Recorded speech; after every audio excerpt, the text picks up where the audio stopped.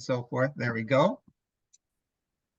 Good evening and welcome to the January 4th, 2024 Parks and Recreation Committee regular video meeting. My name is Peter Struck and I'm Parks and Recreation Commission Chair. Tonight's Parks and Recreation Committee meeting is using video conferencing technology provided by Zoom. The Zoom video of this meeting is being recorded and will broadcast live via Zoom and will be uploaded to the city's YouTube channel later this evening. City staff and guests are participating in tonight's meeting remotely. Other public audience members are listening to the meeting by telephone or via the internet. Additionally, the city has opened up the community center to provide public space for viewing and participating in the meeting. Welcome to all and thank you for joining us tonight. Commissioners, please turn on your microphones and will the city staff please call the roll? Thank you, Chair. Commissioner McCarthy. Here. Chair Struck. Here. Commissioner Cohen. Here. Vice Chair Burstein. Here. Commissioner Markson. Here. Commissioner Westberg. Here. Commissioner Hay. Here. Thank you, Chair. Thank you. There was nobody signed up for public appearances tonight, so we will move to the first item of business, and that is the department report and update. And I would like to welcome Recreation Manager Ryan Daly. Good evening and Happy New Year, Commission. I will bring up the department report here real quick.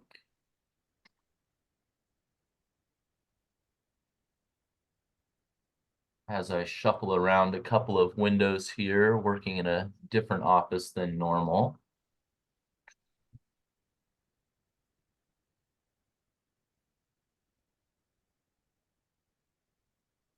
All right, is that showing up for you? Yes. Awesome, thank you. It progresses. All right, just a couple of updates tonight, just to update the commission on some park maintenance work that's been done. Some wood chips have been placed around the trees at the Greta Hackett Outdoor Sculpture Gallery. There was also some bulb replacements and electrical repairs at Island Crest Park on the south field. And then as you can see in that top right picture, the park maintenance team has been managing a muddy situation there where the police department vehicles are parking. So they've made some updates in that area, putting down some gravel so that those vehicles can remain parked while they're temporarily being used there in the Luther Burbank building. And then we also installed a pad at the community center that'll house emergency management supplies within a container. And that's that bottom picture there on the right. We had a busy end to December here at the community center doing our annual winter maintenance. So we were closed for 2 weeks. The Mercer room floor was replaced, the carpets and the furniture were cleaned, walls were repaired, painting touch-ups throughout the facility, as well as repairs to our HVAC system that, as many of you know, we've been dealing with for quite some time. And then also the Slater room and the counselor chambers, that work has been completed, and we actually hosted the first in-person city council meeting in that room on Tuesday. And so the facility's been open the facility as a whole opened on Tuesday as well. It's been a very, very busy week. People wanting to get back in, play pickleball, use the fitness room and things such as that. So it's great to be back open, but it was nice to take that downtime to be able to get a lot of our maintenance work done in the facility. Update Roanoke Park playground replacement. We've kicked off a community engagement process for that project. There's an online survey available, which will run through January 12th. Some of the elements of that survey include types of equipment desired, how individuals might use the equipment, as well as general likes and dislikes of potential layouts. There is a virtual public meeting scheduled for January 30th. And we're going to be doing ongoing engagement through the Let's Talk platform, and that link is located there at the bottom of this slide. Island Lanterns returns again this year. Starting on January 8th, Islanders can stop by the community center and pick up those free lanterns to paint on their own or on January 20th, we invite the community in for a community painting day that we'll have a little bit more specific here in the next week on what those times will be. But we're going to invite the community in to come paint those lanterns here at the community center. And then they'll be hung and displayed at Mercerdale, as well as areas of the community center from February 1st through January 3rd or through March 31st. And more info can be found at that link there at the bottom. All right, we have a couple fun things happening. One, we're going to be doing a watch party here at the community center for the national championship game for the Washington Huskies on January 8th, starting at 4:30. So swing by, we'll have the game on as well as some refreshments. And then we're also doing another family movie night, Trolls Band Together, and that'll be on February 9th at 5:30. It's free, but we do ask people to pre-register. We just did one of these events prior to our closure, and it filled relatively quickly. We had over 100 people sign up, come in, watch the movie. It was really a great event, so we're doing it again. I'm looking forward to that on February 9th.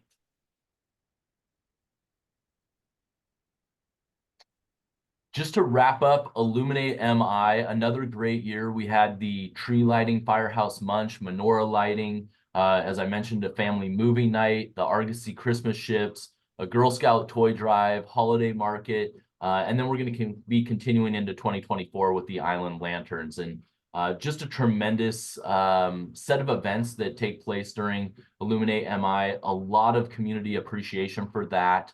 And we're looking to continue to build on that in the future. But a huge thank you to all of our event sponsors, Puget Sound Energy, Sweet Treats, Hub Boba, and John L. Scott Real Estate.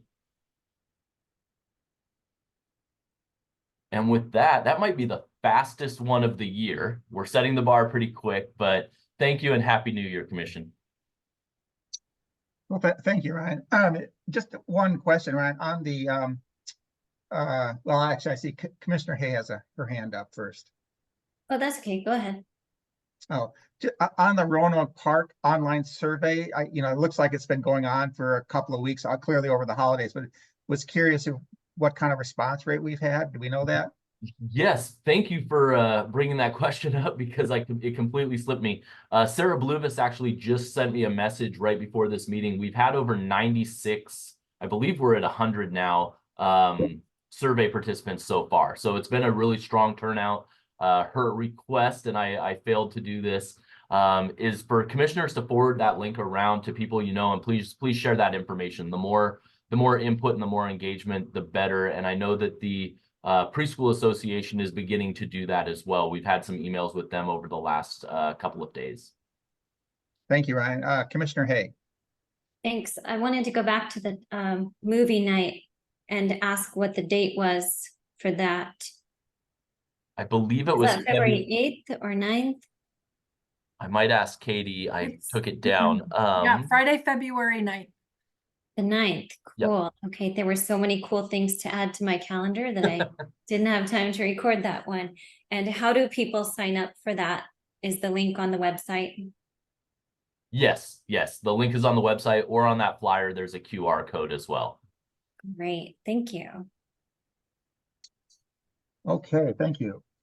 The second item of regular business tonight is to review and consider approving the minutes from the December 4th, 2023 special meeting.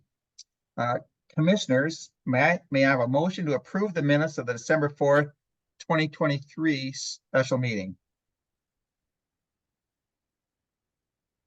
So moved.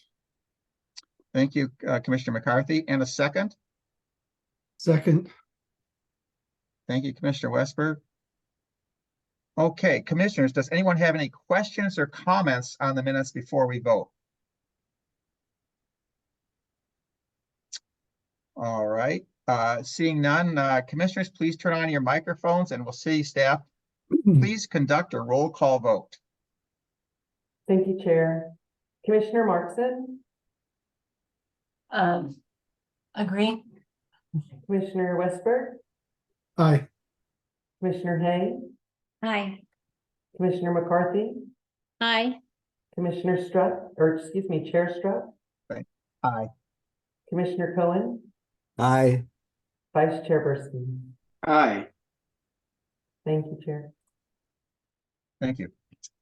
The third item of business tonight is the 2024 Comprehensive Plan Periodic Update of the Draft Parks Zone Regulations. And to lead that discussion tonight, we welcome Adam Zach, who's the Senior Planner from the Community Planning and Development Department. We will receive a report from him, as well as we'll provide input to the Planning Commission. So Adam, take it away. Great, thank you, Chair Struck. Let me share my screen. I have a quick slide deck to guide our discussion today.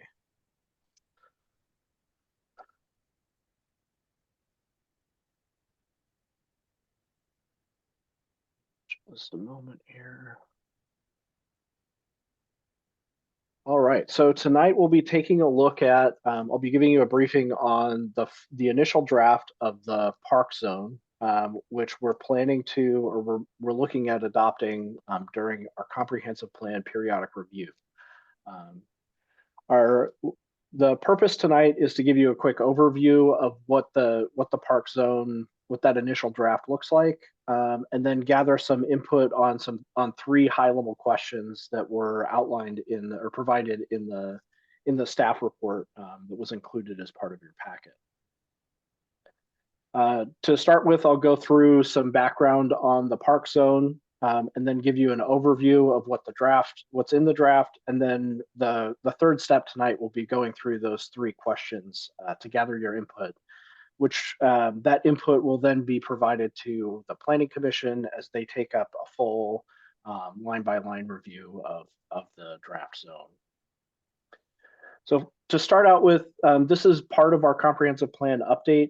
The comprehensive plan is a plan that the city is required to adopt as under the Washington State Growth Management Act, or GMA.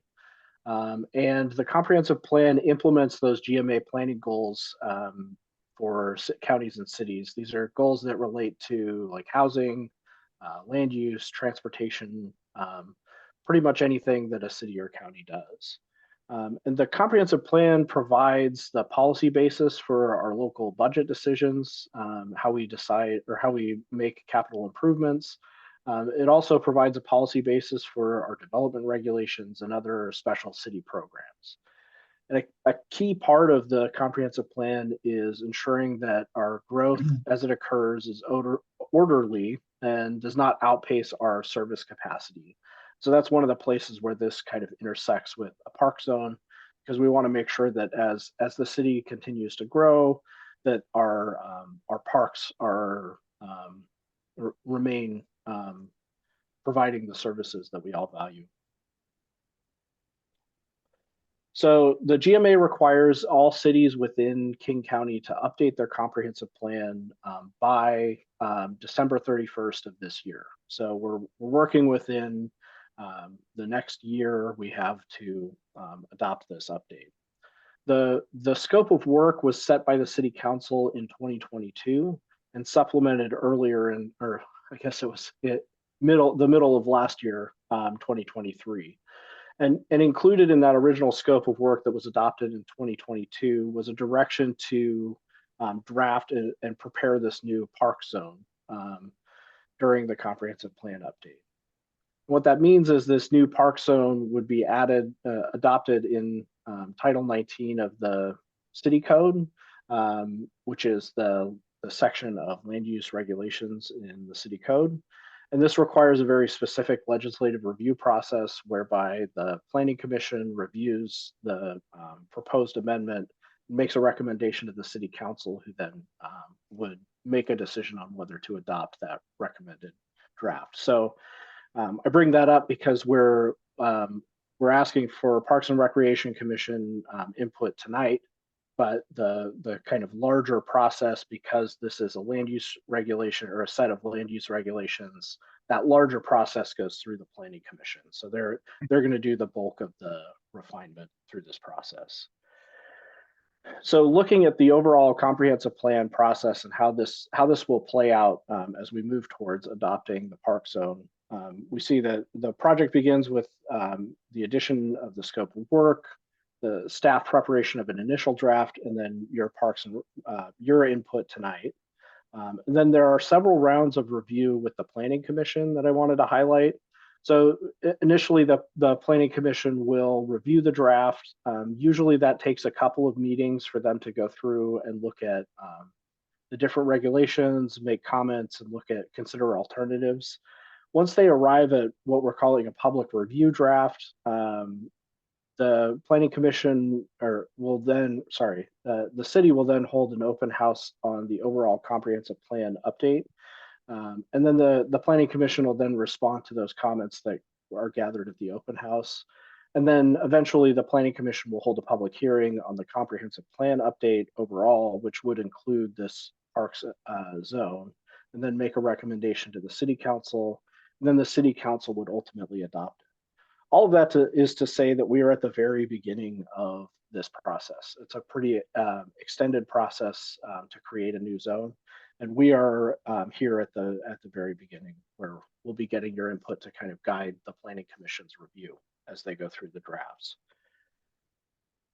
So that concludes the background section. Moving now to an overview of Say, the Adam? park zone. Yes.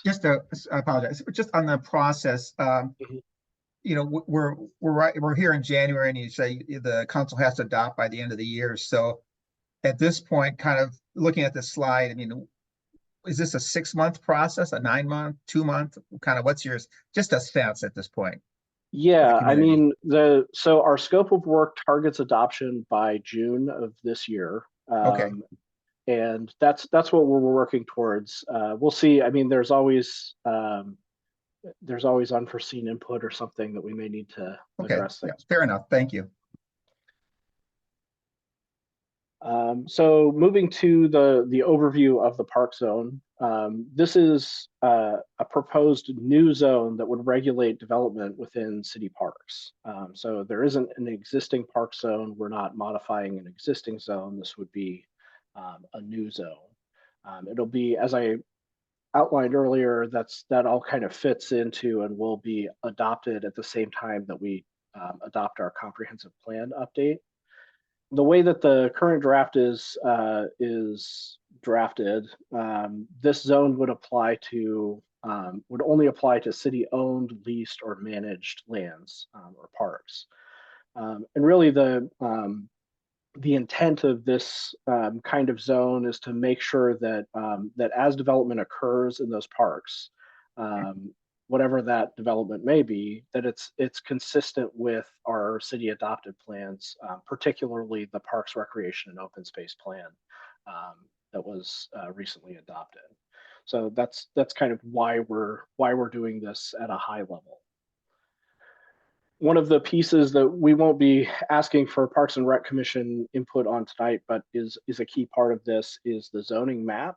So this will show where places that are zoned parks on the zoning map, that's where these regulations would apply. So I took an excerpt here from the exhibit that was included with with the staff report. You can see that Luther Burbank and the MISEC area there would in the current draft would be zoned parks. And so that area, the zoning map is really designating where these regulations would apply. And then the park zone regulations that we'll be taking your comments on tonight have several sections of them. There's the zone establishment section, which is actually an existing section of the code that would need to be amended to establish another zone. So that's the first section in the exhibit there. That's an existing section of code. And so you can see the proposed amendments in strikeout and underline in that section. Next, the zone purpose and designation requirements in the draft are really outlining what the zone purpose is explaining why we're establishing a park zone. And the designation requirements are those requirements that when a land is proposed to be included in the park zone or zoned as parks, it would need to meet those designation requirements as they were set. The next section of the park zone code is a permitted land uses section. And this is really outlining what uses would be allowed within the zone. And then that's followed by the development standards that would apply to any of those permitted land uses. So these are things like setbacks, maximum building height, those sort of development standards. And then finally, the definitions section, we only included the proposed new definitions that would be established, but there's an existing definition section in the city code that would apply to those uses that already have definitions. So we'll look at that when we get to the permitted land uses. So tonight we're looking for 3 areas of kind of high level input from the Parks and Recreation Commission. The first piece of input that we're looking for is regarding the purpose statement at the beginning of the proposed draft. The second is looking at the list of permitted land uses. And then the third is looking at those development standards that are proposed. What we're looking for tonight is, again, some kind of high-level direction to help the Planning Commission as they perform the kind of line-by-line detailed review of the draft. So we'll look at those questions here as we go. So starting out with the purpose statement, as I said earlier, this is the section of the code that explains why we're establishing the park zone. And the draft purpose, it really highlights that this zone is intended to establish our regulations in the parks, so that because the intended use of parks is really different than commercial zones or residential zones. It's really a different kind of land use that takes place in those parks areas. And the principal focus of this zone as drafted is kind of the continuation of the use of the land for recreational uses, particularly of those like publicly owned parklands. So I have the purpose statement here, and my question that I would pose to the Parks and Recreation Commission is, are there modifications that you would suggest to this purpose statement for the park zone? And here we can stay relatively high level. It could be, it needs to include this topic or something along those lines. We don't necessarily need to get into if there's an and or a but here. Those kinds of things we can hammer out with the Planning Commission. So I would turn that over to discussion with the commission at this point. Thank you, Adam. Adam, let me just jump in for a second, kind of just on process. You know, we did receive today the kind of Q&A matrix from questions that were submitted, and there was 20-some questions. And I'm wondering, before we kind of get into the specific input slides here, would be to ask commission members that either submitted questions or just reviewed all these questions, if they need any additional clarification regarding the staff response or not. Again, to your point, this isn't making suggestions at this point. It's really just more trying to understand the draft as it currently is, and then we'll kind of get back to the input aspect of it. So I don't know if you have that matrix available, but again, there's over 20 pieces. So I think I'll just open up the commission, and I see Commissioner Cohen, and just kind of ask questions. Otherwise, we'll move back to the input side of things. So Commissioner Cohen. Don Cohen. Yeah, this isn't a substantive point, and I just emailed Ryan and Adam. Follow-up stuff that I sent on the 30th didn't make it into the matrix, although we did discuss a couple of those things on the prep call. So the matrix is not fully complete. Thank you. I'm sorry about that. Yeah, I should have. I guess I just missed that.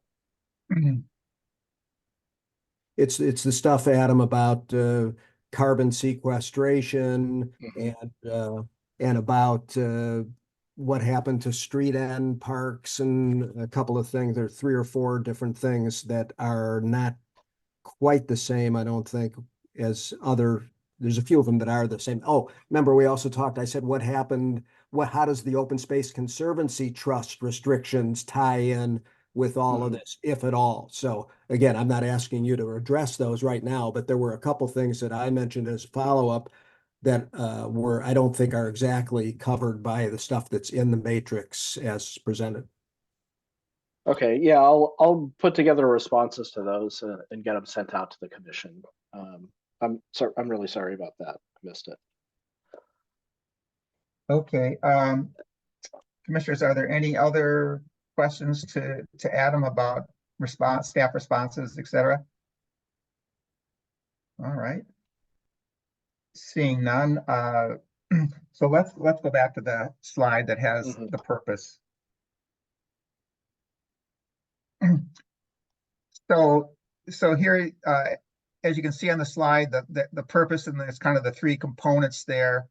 And I think the way I'd like to do this is staff has requested that if an individual commissioner has a suggestion or input, that we get a consensus from the full commission as, yeah, that makes sense, if you will, as opposed to just, compiling everybody's individual wish list. And so we'll try to do that after, for example, on this one, hopefully we can just kind of look at the whole thing in toto.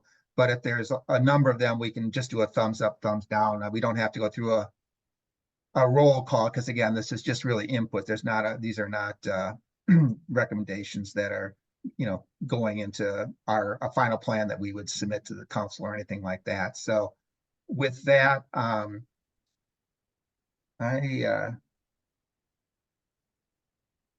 so we're seeing Adam's screen. So I think you might have, I don't know, technology wise, I can't see if hands are up or not. So I don't know, Adam, if you need to shrink your screen or if you just got to go back off of it. I see a question from Rory Chershuk. I can manage hands if you want to keep it up, or if Oh, you okay, have it come yeah. down. Yes, that would be excellent. That would be excellent. You should be able to, Peter, also just drag your side panel to the left to be able to see everybody. It should make another column. Let's see here. I'm doing it to the left. Assuming you've got the gallery view where the gallery's on the side and the slides are. Yeah, let me just see here. Okay, well, I'll play with that. What, Ryan, if you want to kind of handle the raised hands, I got to figure this out. Happy to help. I see Chair Westberg's, or Chair, Councilmember Westberg, Commissioner Westberg.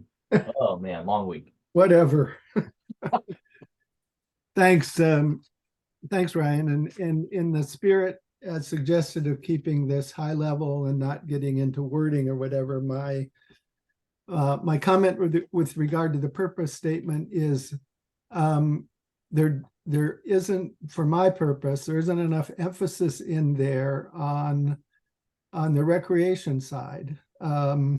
It's kind of mentioned in bullet number 3 to maintain access to recreational opportunities, but I think the purpose statement needs to emphasize more clearly that the purpose of the park zone is to, in part, also to encourage public use and enjoyment for active and passive recreation of city-owned or managed parklands, something along those lines.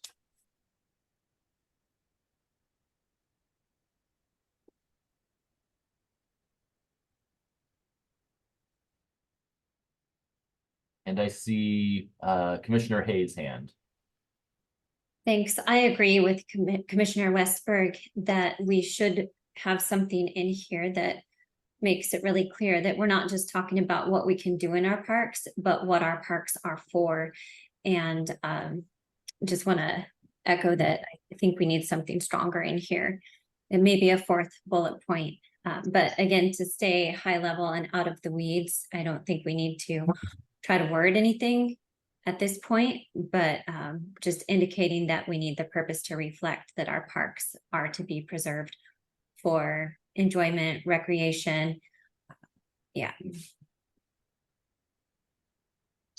And I got the gallery view, Craig, so I can see everybody now. Thank you for that. So Ryan, I think I can drive from here. But thank you. I got my hand up. I would just echo what the two previous commissioners said, that trying to help differentiate, the parks zone, from other zoning codes in terms of that it's not really so much of a built environment like commercial and residential and so forth. It's a little bit different animal. I think that's, one of the reasons that's there. And I think that could be said a little bit stronger than it is. Any other comments on the purpose statement? Commissioner McCarthy. Thank you. I agree. I think that we need to include what Rory said in this in some capacity. Thanks. City Council Member Reynolds. Yeah, just a quick comment. And maybe this is elsewhere. I don't recall. I may have missed it, but do we have a kind of a circular logic here? I mean, what a park is defined somewhere, or is a park defined by being something in a park zone? So the draft does include a definition of park. We could look at that, but that's part of the draft. Yeah. Okay, good. As long as it's somewhere, I'm happy. Sorry. Mm-hmm. Okay. Commissioner Cohen. Yes, Don Cohen. My only slight concern about Commissioner Westberg's comment is I don't want to dilute the number 3 concept about preserving all of these environmental oriented things in order to make park zone properties available for recreational purposes. I don't think that's Commissioner Westberg's thought on it, but I want to be sure that because I've always thought of the park zone as being, okay, this is a park zone. Before I saw the draft or anything, this is a park zone, and there are limits, sort of like what Peter said a few minutes ago. It's a different animal, but it's different in part because some of it's sacrosanct, and we don't want a lot of stuff in it. So I don't want to dilute it. I'm not sure I have anything specific, unless unless you just want to separate out the last part of 3 and make it a separate one in some way. But anyway, that's my only slight concern. Okay, Commissioner Westberg. This is just in response to Commissioner Cohen. Yes, my intent was not at all to dilute number 3, but it was to acknowledge that really we're trying to address both sides. There's a preserve and protect side to enhance environmental values, and that there's also a visitor or public enjoyment and use side, which allows for both passive and active recreational uses of those properties. So it's to make sure we reflect both effectively in the purpose statement. Thank you for that. Any other comments, suggestions? Okay. So, Adam, Chair, yeah. Can I just read back what I have on my notes, and Sure. maybe that's the piece that we can get consensus on, if that works. Yeah, that'd be great. Thank you. So I have a request for a stronger statement on recreation to be included here. There's, from Commissioner Hayes' comments, kind of this concept of preserving parkland, and then differentiating this zone from other zones partially through that recreation lens, and then possibly separating out recreation from bullet number 3. Okay, I see Commissioner Markson's hand, please. Thank you. Sorry, I couldn't get my hand up fast enough last time. I think what I'm gonna say hopefully is in line with what other folks are saying, and like that. I think I'm trying to differentiate like the purpose of a zone versus what you do in the zone, which this kind of has both of those things. So the purpose of the zone is to implement, like create a plan and then regulate what can be done, like say where that applies and then regulate what's done by that land use. And then we have that we want to conserve the parkland that we have, preserve, or sorry, we want to conserve land by taking care of what we do with it when we're using it, how we use it. We want to preserve the land that we have, like protect it. And then we want to make it accessible, which is like, those are the three things. So anyway, my suggestion is that you just, if you're thinking about how to put it all together, is to under number 1, simply say, you want to designate an area and that area will describe how you conserve, which means, I was actually had to look it up, like what's the difference between conserve and preserve, but it's sustainably use the area that you have, preserve that land, which means protect, and then you want to make sure that people can access it. And they could just be sub bullets. But anyway, I don't know if that's helpful, but it agrees. I think it agrees with what everyone's suggesting. Yeah, thank you. I think there's a perhaps a wordsmith there, but that's good. Adam, I think the other thing from what you read back is I would maybe highlight, I think Commissioner Conan and Commissioner Westberg said it, but the balance between kind of active and passive uses. Because when you think of development, you generally think more active types of things, but we kind of start out with parks, if you will, or raw land as kind of just passively sitting there, and that's a piece of it. So okay. So Adam kind of read back kind of the thrust of our input, which I think again is just all slight variations on a theme. And unless there's any further comments, I'd like a thumbs up for a consensus if that's the appropriate input that we want on this section.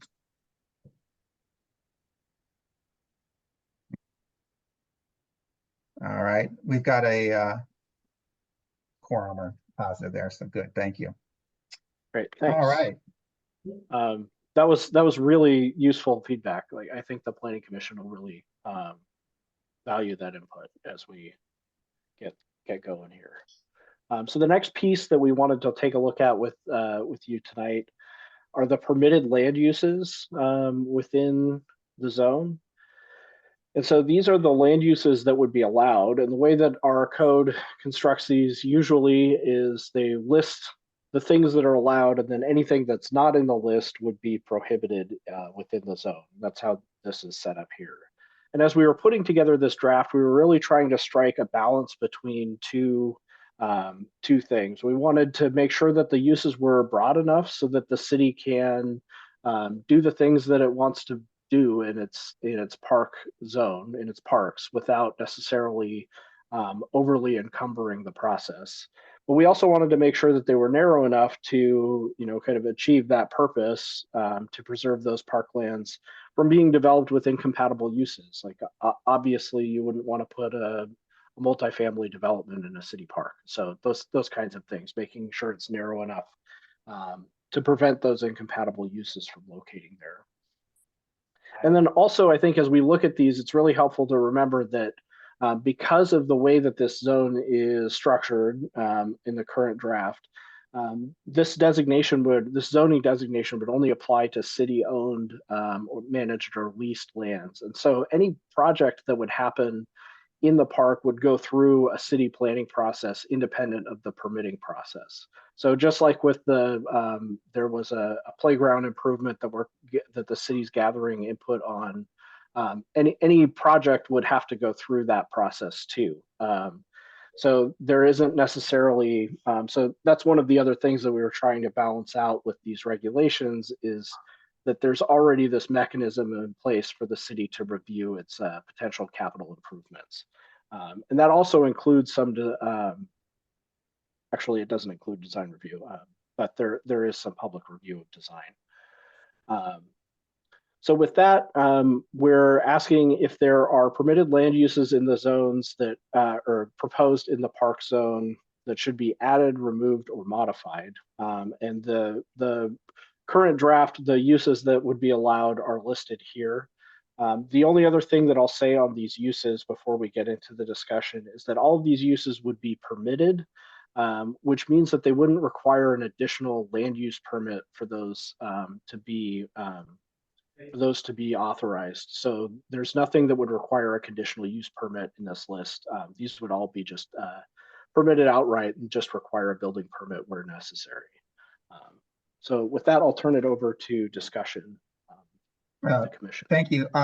So I thought the way to proceed is really there's 11 of these. I think some will probably generate more discussion than others, but since we're trying to get consensus on things, is just to kind of run through the list one at a time, and we'll just see how quickly it goes. Again, so the first one is recreational uses. And I'm going to stop. Commissioner Hay, you had your hand up before. Did you have something more general or? No, thanks. You answered my question. I was going to ask how you wanted us to Okay, proceed. Thank And you. Yeah. you know, I see Okay. a couple of things on here that we might want to just outright remove, but we'll get Right. to Yeah. by So this one. is again, So, we'll look at each I- one of these, and the I'll read question until we is get to them. should they be added, removed, or modified, or Great. embellished, whatever the right term is. And again, trying to not to get too prescriptive at this point, but to give some kind of more broad input. So on recreational uses, and I see Commissioner Cohen. Well, mine is an add one, but I guess maybe it arguably might fall into this. This is one of them that I emailed about on the 30th. I asked the question, what if there was an area, a forested area that the city wanted to maintain for carbon sequestration or whatever the right terminology is purposes? I guess and I mentioned this the other day with Ryan and Adam said that he thought maybe it could shoehorn, well, that's not his term, that's my bias, that it could shoehorn under agricultural activities or something like that. But I personally think there ought to be a separate use.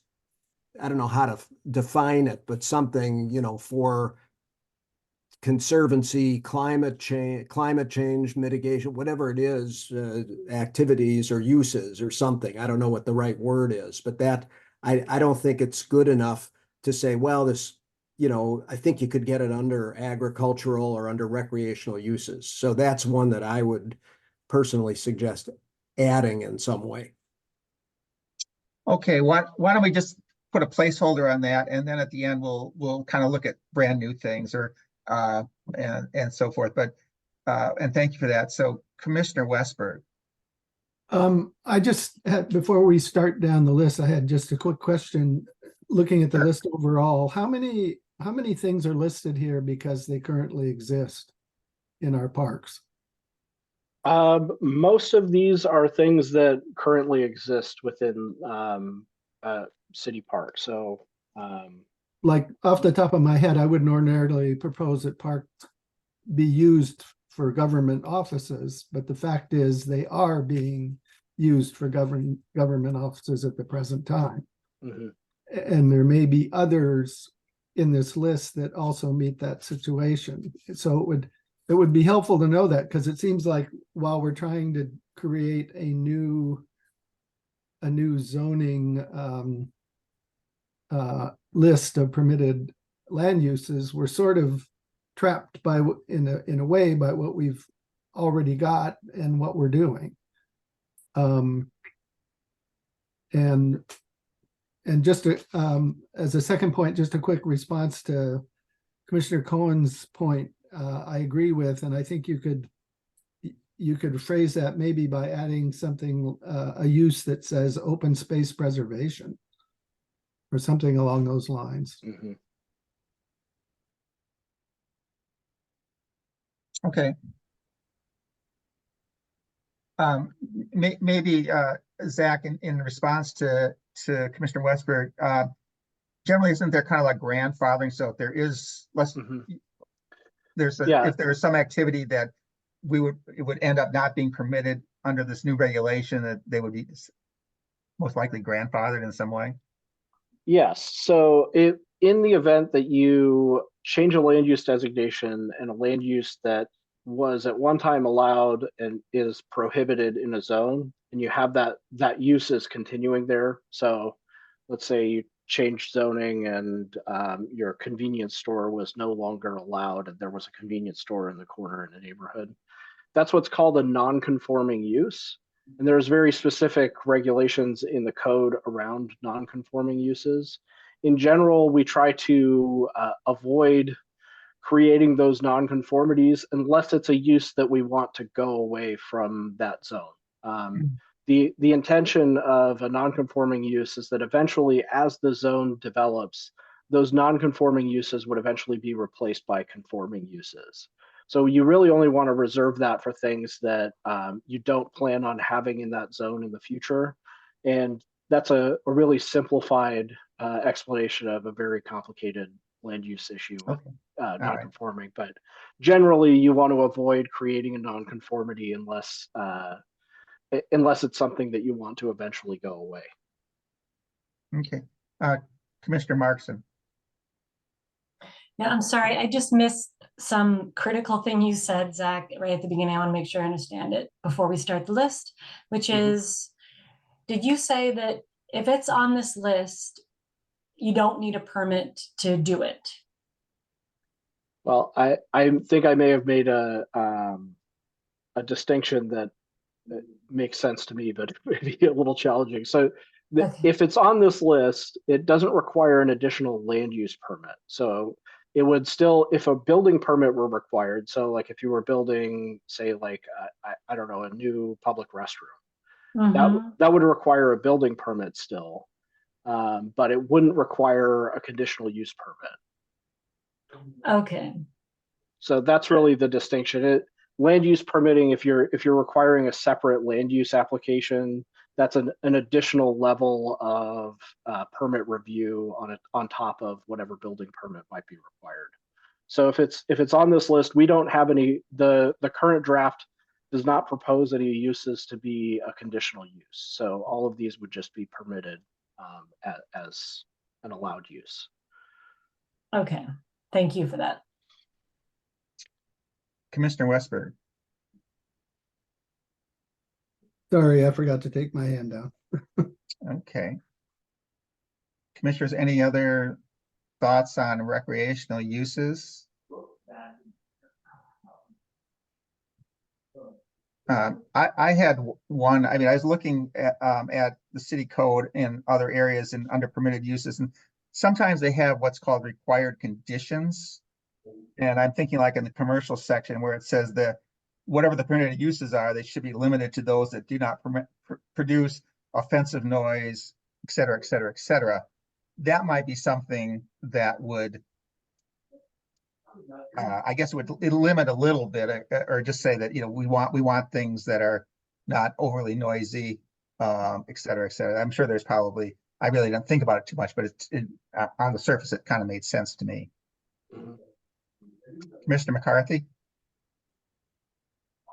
Thank you. I'm just wondering if the parking structures and underground parking bit, do we have that in the parks right now? Do we need to have those in the parks in the future? Like, obviously, maybe we do, but I'm just wondering if that's something that we don't want to have like a harder time to get that put in. Yeah. Commissioner McCarthy, can we just wait on that until we get to that point? Good Sorry, point. I thought we were just yeah, no, looking that's at all fine. of the That's points. fine. Okay, so finalizing recreational uses, Zach. I mean, I don't think we. Well, Commissioner Hay. Thanks. I think for recreational uses and the next one, recreational facilities, to echo what you said, Commissioner Struck, I think these need further clarification. I think that to keep it high level, we understand what we're getting at here, but throughout the process, which is going to take place over the next few months, I think these require greater definition, you know, probably going back to the pros plan as well and looking at how we define recreation in there, making sure that we're consistent with what we have deemed recreation in our parks. Because, recreational use in our parks might be different than recreational use on our roads or other parts of the community. So I would hope to see greater specificity as the process plays out. Okay. Commissioner Cohen. Just a comment, Don Cohen, a comment on that. I mean, there are some definitions back here being proposed. I don't know if that answers Commissioner Hayes' question or whether she was looking for something more specifically toward parks. So there, I'm looking back when it says recreational uses, I'm looking back at the definition on page 5 of this stuff to see if I'm okay with it. And same thing with the next one, recreational facility is defined Right. also. So it's more than just those two words. Yeah, and the definitions were just popped up on the screen there, so you can take a quick look at that. Yeah, I think that within the definitions would be a great place for them to add clarification and specificity. So we don't necessarily need to, I don't think we need to worry about wording that. Right. But I do think the definitions would be an ideal place for them to include that. We're not quite there yet, but recreational facility is very vague. I mean, if somebody wanted to put an ice skating rink in, it would fit based on this definition. So again, just making sure that throughout the process, we clarify what kind of recreation is and isn't allowed in our parks. Okay. Again, it's just sticking on recreational uses now. Maybe, Sorry. Councilmember Reynolds, thank you. Sorry, I had not noticed the definitions until they were put up just now, and I thought it was interesting. It said public or private land. So in that definition, would the beach club and the shore club be parks now? They would not, because the park zone designation criteria in section B of the proposed regulations would limit park zone to only be applied in public land. Okay, so why does the definition say call out private? Should we cross that off?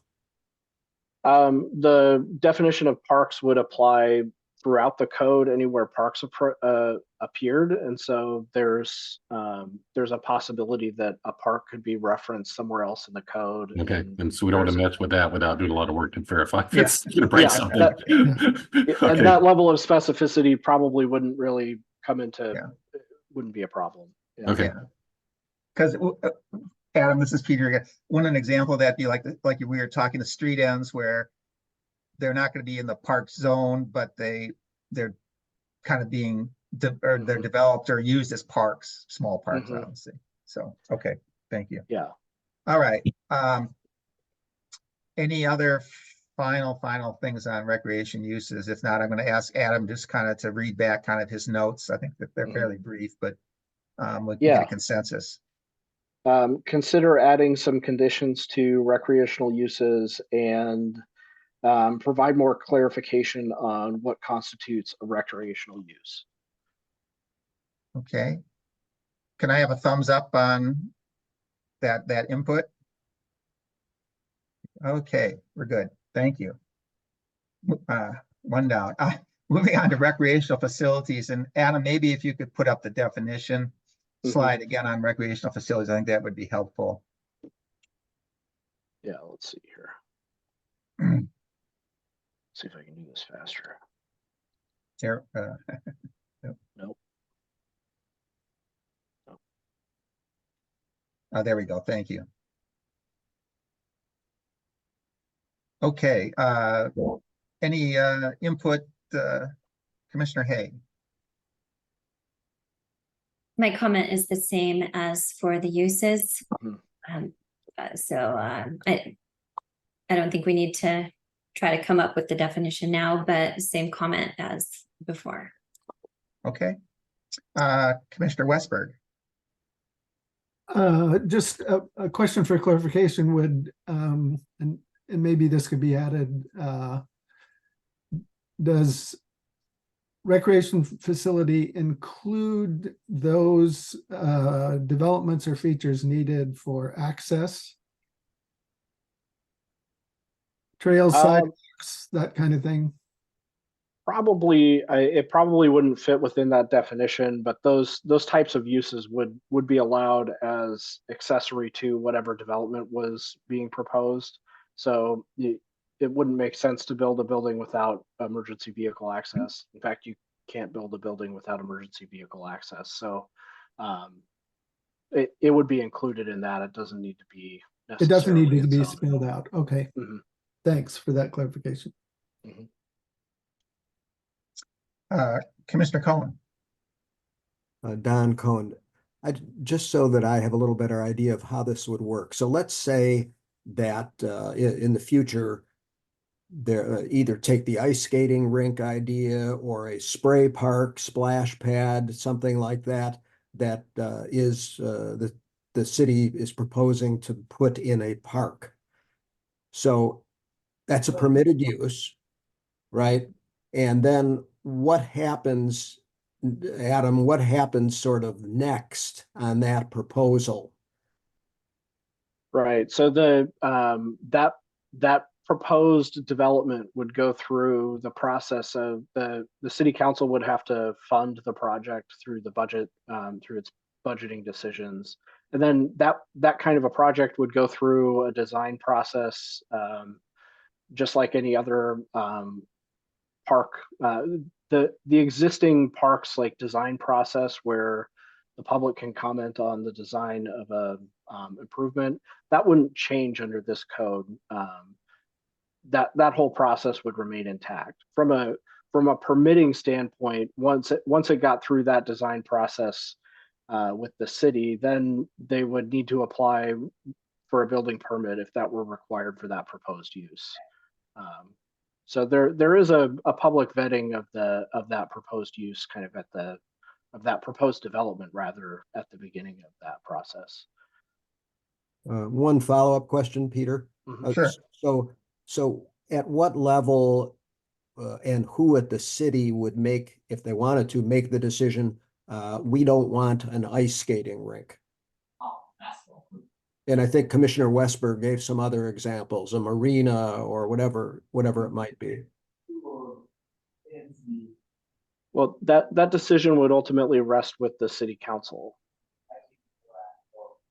as to whether or not they wanted to do that kind of development.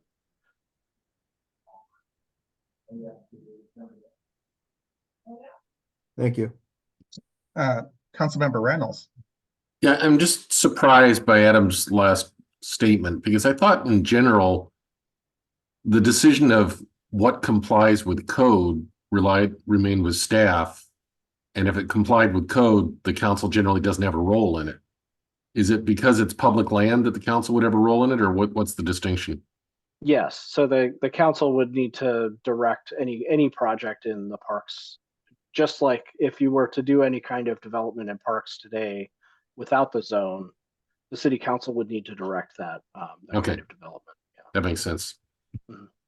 And is the new bike skills area kind of a good example of that process? It is a great example of that process. Okay. So that entire process would remain intact, regardless of what these regulations say, because that's a process independent of Title 19 of the city code. This is Chair Struck. I just have one kind of question or potential input is on the second sentence where it says recreational facility includes both indoor and outdoor facilities for public or private recreational use. And I guess I would add the word temporary or consider that in the sense of, I don't think that the city would want to delegate kind of a private recreational use of, let's say, kind of to the earlier one, allowing a private entity to build a skating rink for their, strictly for their use. I could see on a temporary basis, they get a lease for X number of years or whatever like that. But I don't, again, maybe it's splitting hairs, but that's what I kind of think about in that. Mm-hmm.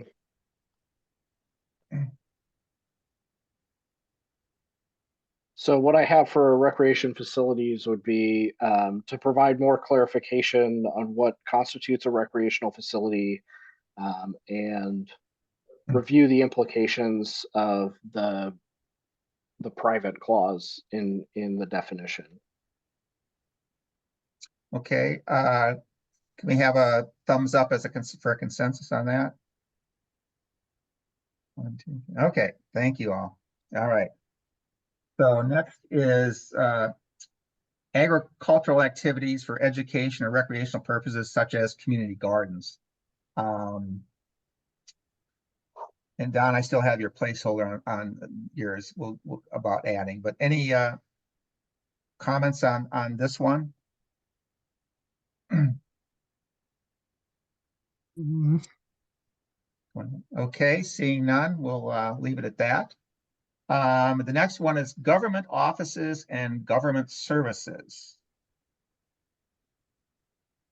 Commissioner Burst or Vice Chair Burstein, excuse me. So obviously there are needs for government offices and services on a permanent basis within the park zone.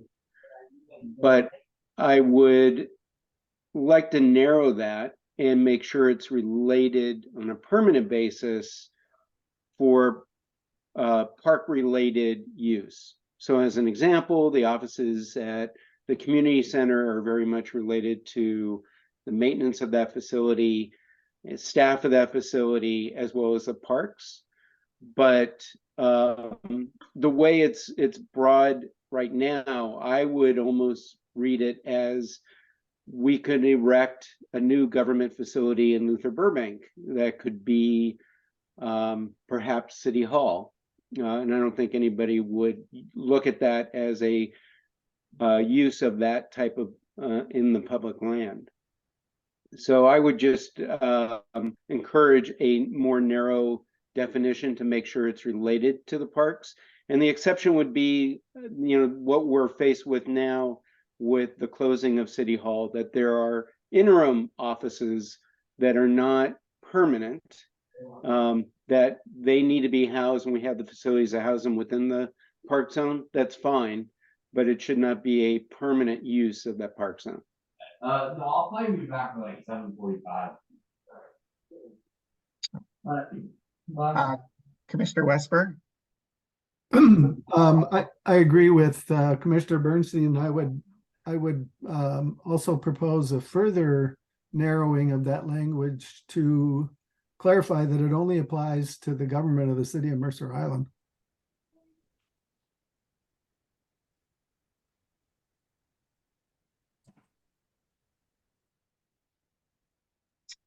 Okay, Commissioner Cohen.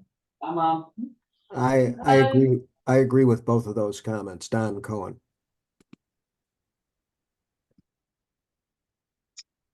Okay, Commissioner Hay.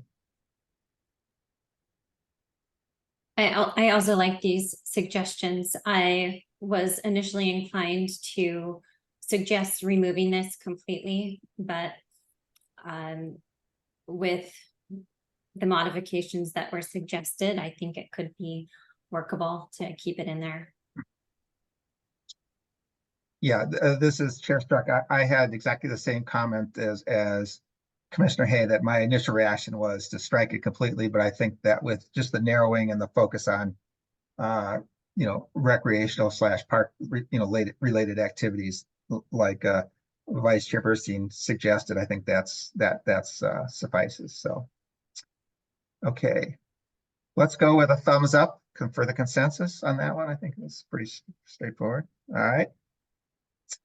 Now we go to public parking, parking structures, and underground parking. I'm going to ask Commissioner McCarthy. She had a comment on that we cut her off on. So, Jody? Thank you, Jody McCarthy. Yeah, I don't believe that I can't think of any parking structures and underground parking that we have right now. So I'm just wondering if we need to have that in there. As part of that comment, or like as that bullet point, what do we really need to have parking structures and underground parking hopefully no. Thanks.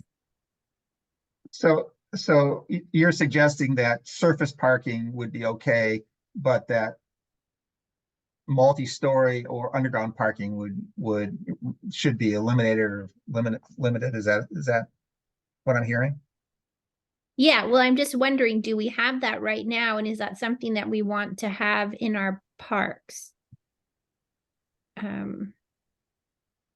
mean, I guess in the future, I don't know. I can't see that far into the future of us needing to have those in the parks, but maybe somebody else has some other comments. Thanks.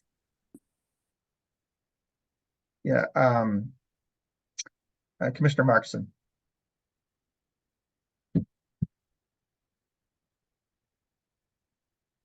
You were on mute. Yeah. Oh, sorry. Maybe couldn't you read my lips? I agree with Commissioner McCarthy.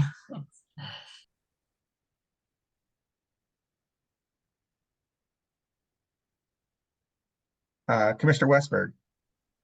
I agree in concept that, well, one, we don't have any underground parking or above ground multi-level parking structures that I'm aware of in any of our parks. But since this zoning category is going to be on the books ostensibly for a long time, it's hard to predict what exactly we may need in the future.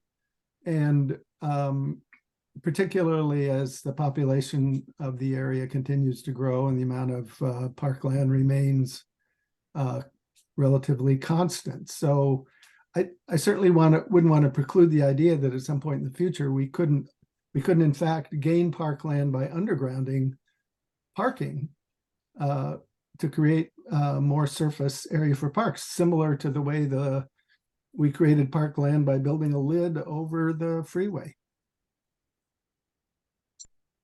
So this is not, I think including this language isn't to encourage that kind of development, but it's perhaps recognizing that it may be necessary in the future.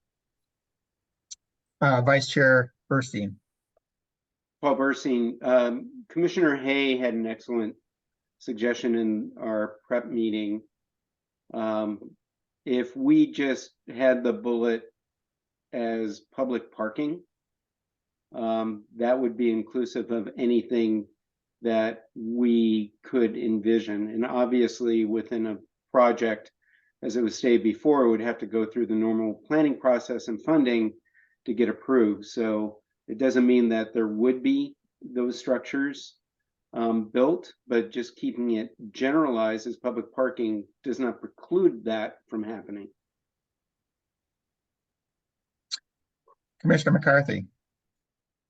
Yeah, I was just gonna say what Vice Chair Burstein just said. If we take that away, that doesn't mean that we couldn't have those in the future, but I just don't think that we need to have that there necessarily.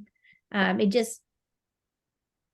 me, it just makes the potential for somebody to be extra stressed about, oh, now they're wanting to put underground parking in the parks. Not saying that we would never want to have it ever. And if you took it out and just said public parking, that still leaves it as an option, but it just makes it less divisive in the here and now. Thank you.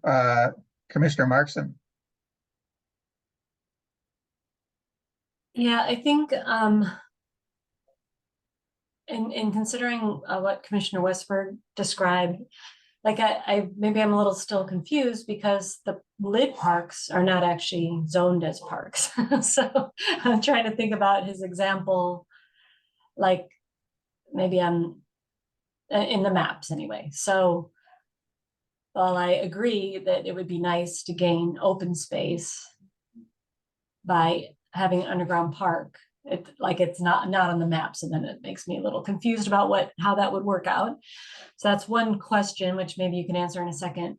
But the other, I guess, one suggestion it's kind of a question slash suggestion is that on the surface, a lot of these purposes, like this one, they would have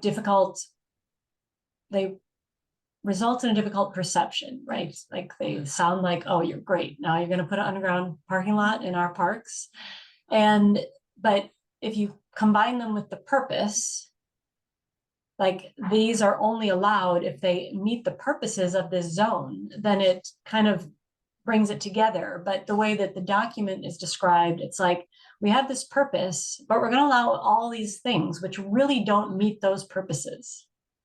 Like, this is how I read it. And so I guess I'm wondering if in the document, and I know this is a zoning document, which I don't have a lot of familiarity with, but if you might say, you know, these are permitted uses to the extent that they meet, you know, are in alignment with the purpose.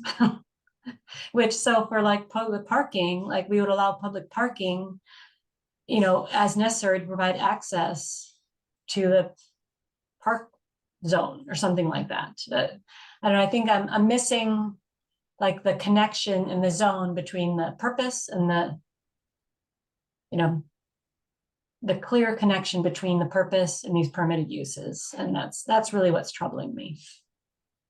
Okay, thank you. Commissioner Cohen? Don Cohen. Yeah, I had the same thought that Commissioner Markson did. So we sort of did that kind of modification or suggested that kind of modification on government offices, right? To link it to for recreation and park purposes or something like that. I don't know whether we're thinking that you could put public parking in a park. We'll just call it public parking for the moment and not get into the structures and underground issue. But if you don't put some qualifier like we suggested on government offices, then you could have public parking for whatever, you know, for any purpose, and it might not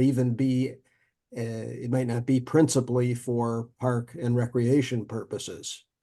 So I kind of agree with Commissioner Markson's comment. Thank you. This is Chair Stark. I'll take a turn and just really echo what Commissioner Cohen and Markson said, that I think, yes, that you have to link the two. And I have in my notes something that where is it? That, you know, include public parking spaces or public parking that are strictly related to support park activities. I mean, I think again, it's that link. I think the message we want to send is we don't want to have public parking for commuter parking, for example. That's not really the purpose of what we're looking at here as a permissible use. Commissioner Hay. Thanks. I appreciate these comments from Commissioner Markson and others. I also think we should take out parking structures and underground parking. I think it should read just public parking, but we need to specify that it's for recreation. I would even suggest adding at grade or street level. That's something that I think throughout the process, the Planning Commission and with public input, we're going to have to figure out how we want to word that. But I did mention in our pre-planning meeting to put public parking and not structures and parking, but not as a way to open up possibilities for bigger structures later, but as a way to limit the parking to recreation related parking. The last thing we want is to put in a huge apartment building somewhere and then we have overflow parking in our parks parking because we don't have enough parking everywhere else. I mean, these are our parks. The intention is to protect them with this zoning and as it stands, this use does not do that. So I do hope this one gets a really good look throughout the next few months. Okay. Any last comments? I'll ask Zach to, Adam, excuse me, to kind of read back kind of what he's been hearing. So what I have really is to drop this down to public parking and then create a link with the recreational or parks uses there. Those were the two main things that I pulled out of that. I think yeah. Okay. Can I see a thumbs up or thumbs down on that? All right.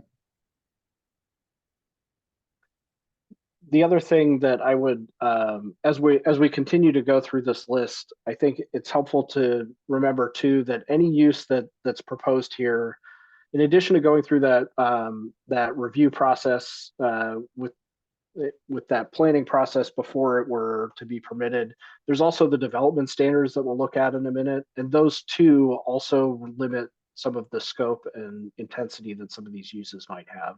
So when we get to seeing the maximum impervious surface would really affect how much parking would be possible, right? And so we can look at those development standards in that section through that same lens. And so that might help with some of these discussion of these last couple of uses here. Okay. So we're moving on to temporary uses and structures. And I don't know, Adam, if you have the definition, but it basically says any land use structure or activity that will only be in place for a limited period of time, not to exceed 180 days. So basically 6 months. So any additions, modifications on this one? All right, seeing none, we'll move on to transit stops. And again, I don't know if there's a definition of a transit stop. Do you have that, or I can? Peter, I'm sorry, I wasn't fast enough. Oh, okay. You want to stay on temporary? I guess just raising the question again, whether that ought to be limited to park and recreation purposes like the previous couple of them also.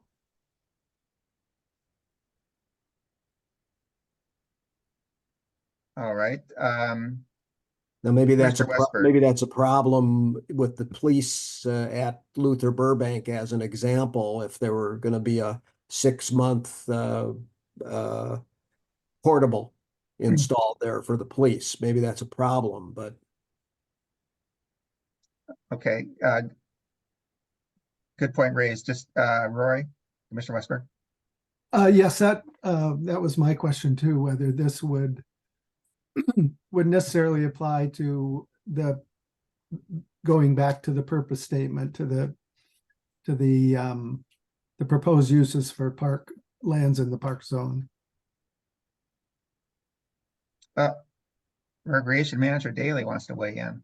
I just want to give a little bit of an example maybe on a temporary use scenario that doesn't, that's not necessarily being used by the city itself. We have a number of utility projects that often happen on the island, and at times we use our parking lots, specifically Luther Burbank, as is the case right now, to support those projects or to house materials while we're getting those done. And we do a temporary use with those.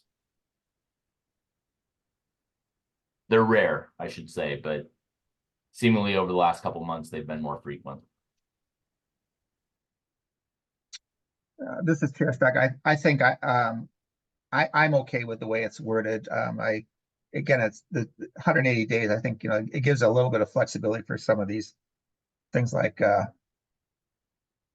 Ryan mentioned. So, but let's just do a thumbs up if people want to, or commissioners believe that we should limit temporary uses to kind of a park purposes or something along those lines, or at least to put that input to the planning commission. So thumbs up if you're wanting to add that limitation. Okay. All right, I'm not seeing a quorum on that one, so we'll note it, but we won't pass it along. All right, thank you for that. That was a good catch. Transit stops.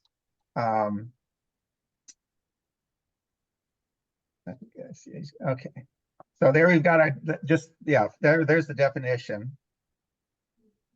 And this again would be as a permitted use. So Commissioner Westberg, you can lead us off. Maybe before we jump into comments, I could just provide some clarification on the definition here. So this is really a transit stop is a bus stop. It's not, as pointed out in the definition here, it wouldn't include kind of those bigger transit uses like a park and ride or a transfer station. It can't include a parking lot. So it really is intended to be something like a bus stop rather than a larger transit facility. I just think that that's a helpful distinction to make at this point before we get too far afield here. Okay, Commissioner Hay. Did Commissioner Westberg want to go first? He dropped his hand, so. Okay, yeah, I think this one needs to be removed. The transit stops do not belong in our parks. Even a bus stop, yeah, I think this has to be removed. And I apologize, Roy, did you still have a comment? And No, I didn't. okay. All right, Vice Chair Burstein. Just a clarification. Transit stops that are along the city streets that are adjacent to a park zone. So I'm thinking of, as an example, on Island Crestway along Pioneer Park, there are bus stops. Would that be precluded if we eliminated this? I mean, there are areas where they, I can't think of the word, where they, there's a set aside for the transit bus. Sometimes they use, sometimes they don't, to pull off to pick up and drop off people. So would that be precluded from the park zone since it's essentially a city street, or would that be affected by this definition? Well, it would depend. So if that stop were in the public right of way, that has its own. There are certain requirements that would apply, but we wouldn't necessarily preclude a transit stop in the right of way. This would be more of a problem if you had like a bus stop that was located like in a parking lot inside the park, something like that. Then that would be precluded if we dropped transit stop from the allowed uses. This is Chair Stark. So as an example, so you could have I think as was mentioned, so you could have a bus stop along Island Crest Way at Island Crest Park, but you wouldn't want one kind of where they turn into the parking lot itself, which would be actually be parkland. It would no longer be the right of way. So you could have along the street, but not within the park like that. Is that correct? It would need to okay. be within the right of way if it were prohibited in the park itself. Okay. So what this would do then is basically, I think of kind of the Luther Burbank in the main parking lot potentially having a transit stop and/or at Island Crest Park. It's just two examples. Okay. Vice Chair Bursey. Just another clarification. What about temporary transit stops? So summer celebration and there's transportation into Luther Burbank with a stop in that parking lot. Would that be allowed if we eliminated transit stop, or do we need to maybe change this to be temporary transit stops are allowable for city-sponsored events? Yeah, I think that it would probably depend on what was proposed. You might be able to do that with us as a temporary use there. But I think that at this point, we don't necessarily need to get into that level of detail with the proposal. I think if the concern is that we don't want to have transit like a bus stop in a park, we can get that input from the Parks and Rec Commission. And then the Planning Commission can iron out the finer details. Yeah, I just want to make sure that there's a differentiation between a permanent transit facility and a temporary transit facility specifically for an event. Recreation Manager Daly. I was just going to provide a bit of historical background. To my knowledge, we haven't had transit stops in our park properties other than at the community center. We did have a Metro stop out front of the community center. It wasn't used very frequently, so I believe it was sort of discarded, but that's sort of the level of background. And I forgot to bring that up at the beginning of this discussion when that question was posed about what's currently in our parks and not. Thank you. Okay, so Adam, so to kind of to conclude here, your notes kind of suggest for the input to be that, you know, take a close look at this issue, that the Parks Commission does have some concerns, strong concerns about putting transit stops in the parks, but, you know, perhaps a temporary use, you know, carve out, if you will, could be made available. Does that, Yeah, I something think that that you- summarizes yeah. Okay. So with that, oh, Commissioner Hay. Yeah, I'm wondering if that is the consensus of the commission. That Well, I we was just going to ask that. Yeah, okay. Yeah, I'm curious. Do we have concerns with it? Or And well, just, should be yeah, so removed? I suspect your suggestion would be just to eliminate transit stops. Yes. Okay, so we kind of have the choice here of just saying potentially we're not very excited about it, but let the planning commission wrestle with it and so forth. And the other one is just to send us a flat input of, you know, we don't believe there should be any transit stops, period. So maybe let's start with the more black and white one of no transit stops. Do we have a thumbs up of people that want to do that? All right. All right, I see 3. All right, so that's not a quorum. So how about the I guess a little bit more medium term or middle of the road approach of what I suggested? Is that good input? 1, 2, 3. Okay. All right, so the one I'm saying we have some concerns and they need to kind of wrestle with it, and maybe there's a temporary exclude or exemption. All right, thank you for that. We're going to move on to. Hey, Peter, Don. Yeah, sorry. That's Yeah. okay. I just want to ask one question. Either way, the disabled access vans could still go in and drop off and pick up disabled people, right? Adam, is that right? I mean, yeah, I think so, unless it were like a regularly fixed transit stop. But if we were to drop transit stops altogether, we would probably drop the definition as well. That would create some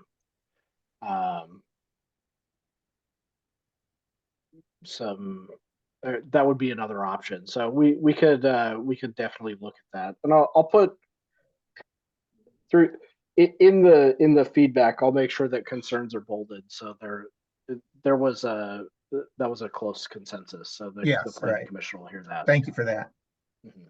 Mhm. So then moving on to public art. And I was wondering, Ryan, if in terms of public art, is from a process standpoint, that generally would go through the Arts Council in terms of placing public art in the parks? Is there kind of background, or is there something else we should be? Yes, that's correct, and it's department director decision on where it's placed as well. The funding comes from a recommendation from the Arts Council to the City Council, and then Okay. That's how that process plays out. Okay. All right. So clearly it's a use that happens today. I think we're all somewhat familiar with the process. So any further input to the Planning Commission on public art? All right, seeing none, we'll move on. Okay, for signs, and that's a permitted use. And again, there is a definition of signs. looking at Adam to see if he has that one or on Oh, his. I think I did pull any definition that we'd be looking at tonight. So let me. Oh, okay. This is an existing definition in the Yep. code, and this is definitely a definition that we would not be looking at amending through this process. So Okay. All right. take the definition as is Yeah. on this one. Yeah. Okay. Well,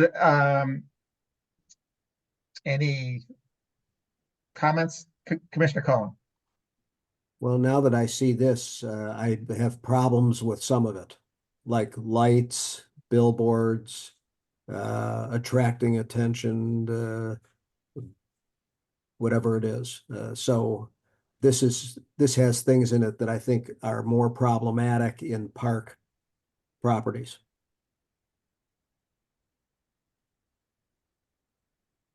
Commissioner Hay? I agree with those comments after now seeing this definition, which was not in our packet.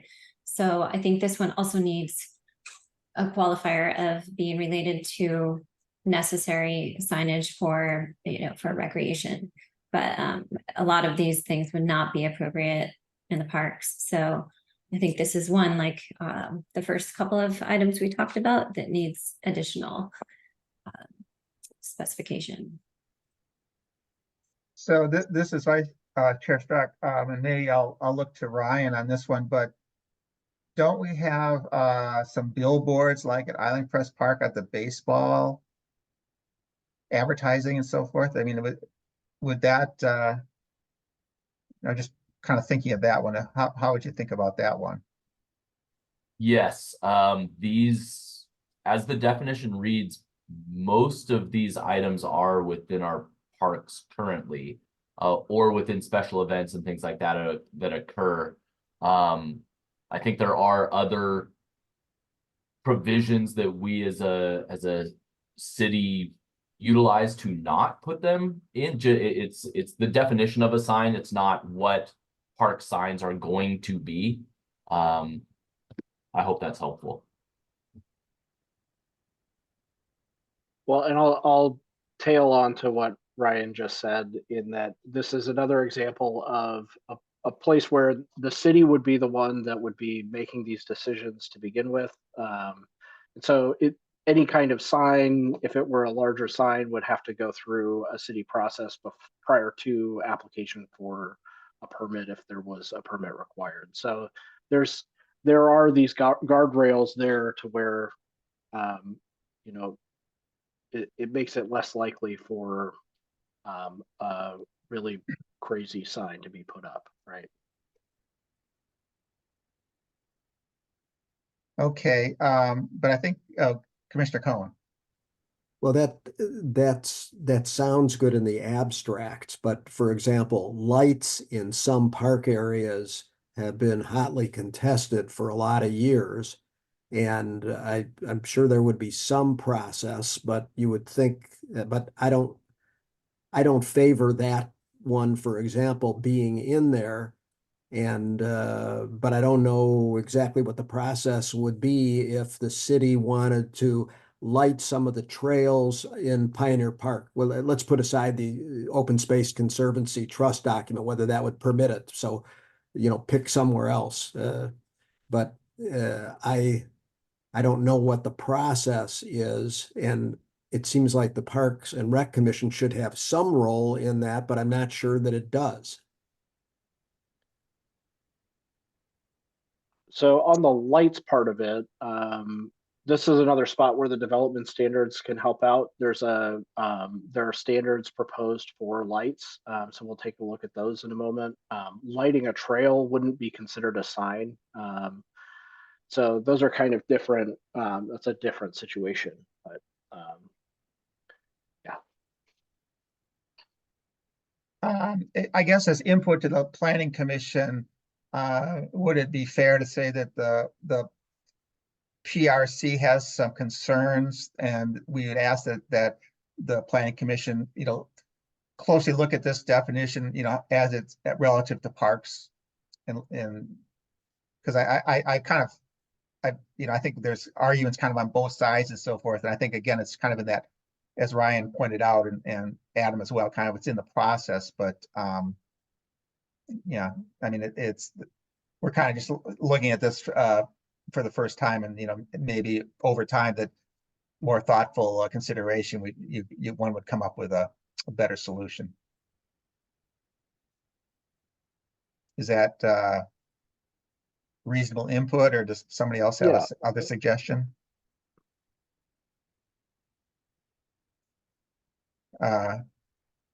Recreation Manager Daly. To some of the concerns regarding signs, one of the things we're going to be looking at as a Parks Commission, and I think this might be helpful to contemplate as we move forward as well. We're going to be looking at the park code and the park rules as well.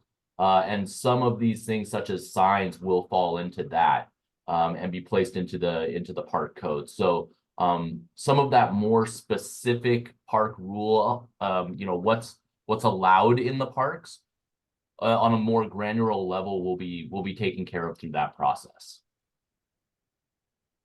Thank you for that. Okay, I'm seeing a lot of, I'm not sure, confused looks is the right way, but where do people feel strong enough to provide some input?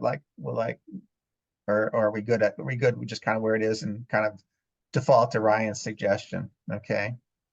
So Ashley, that's default to. All right. Okay, I guess we're good then. Well, this is Don Cohen. If you're asking if Ryan's comment that this is all going to be taken care of in the updates to the park code, if that's good enough, that isn't quite good enough for me, not because Ryan is the person who's saying it, but yeah. but I think there's, I have concerns about the definition because, for example, lights are would be a hotly contested item, and I don't want the the imprimatur of the Parks and Rec Commission or the Planning Commission or whatever it is to be placed on lighting. It may be that it's perfectly appropriate, but we've resisted it in some instances in the past for the reasons that most of us are familiar with, the potential impacts on various life forms. Okay. I'm gonna switch to Commissioner Westberg. Thank you, Peter. I think the way you summarized it was good. That we send this forward expressing a concern on the part of the commission with the definition of signs that's in the currently in the city code, and that we encourage the planning commission to examine the appropriateness of that definition for parks. Okay. All right. How does that sit with people? Thumbs up? All right, we're good. Thank you. Thank you for that, Roy. Okay, almost done here. Wireless communication facilities.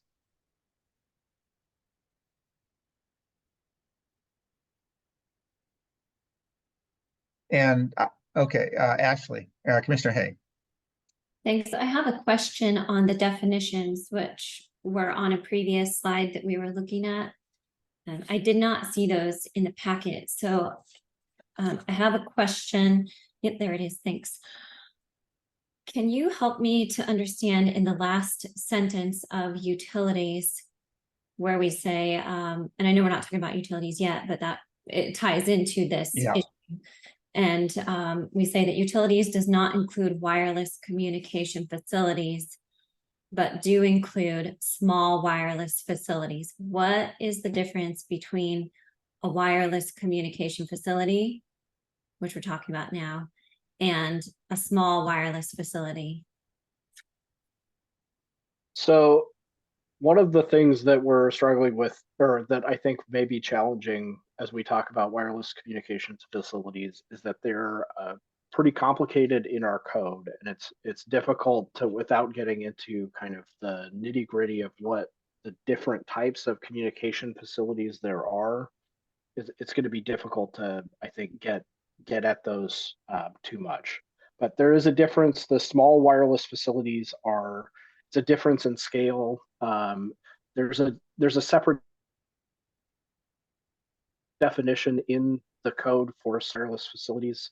I didn't put it up here again because there's kind of trying to keep it at a higher level discussion tonight. But so I think the important thing is that utilities and wireless communication facilities are listed as two different uses in the proposed draft because there are two different things in our definitions. Okay, Sorry if thanks. So are we to understand that what we're talking about now, a wireless communication facility, is not a small wireless facility, because that would be a utility. So we're talking about big wireless, and for lack of a better word. We're not talking about small wireless facilities, we're talking about bigger wireless facilities in this item. Would that be accurate? We're talking about a facility that would, and I'm sorry, this is going to sound kind of pedantic, but we're talking about a facility that would match the definition of what's on the screen here. So it doesn't necessarily relate to size necessarily. It depends on what the contents of that facility would be, what kinds of mechanisms make up the facility. So it is a little tricky, and I apologize for not having all of the definitions up here, but a wireless communication facility is not necessarily only delineated by the contents of the facility. Okay, thank you, that's helpful. Commissioner Cohen. Don Cohen, to help Adam out a little bit, if he needs it. I mean, unless something's changed significantly, these definitions come pretty much from the FCC, and trying to understand them is a Herculean task.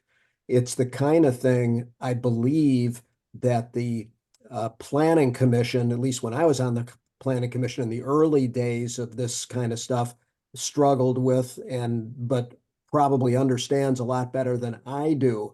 So this is one that I would suggest almost punting on from our point of view, because I don't even know whether or not anymore it's legally impermissible to exclude some of these communication facilities. At one time it was. So I think this is one where if it were I would say, the commission doesn't take a position at this point on utilities or wireless communication facilities, or maybe it's just the communication facility part, because of the complexity of that subject matter and its legal parameters, but asks the planning commission to take a close look at it or something like that, because we would be here all night trying to get the difference between small and not small, because I've been asked that question, and I always have hired a lawyer in Washington, D.C. who knows this stuff. Commissioner Markson.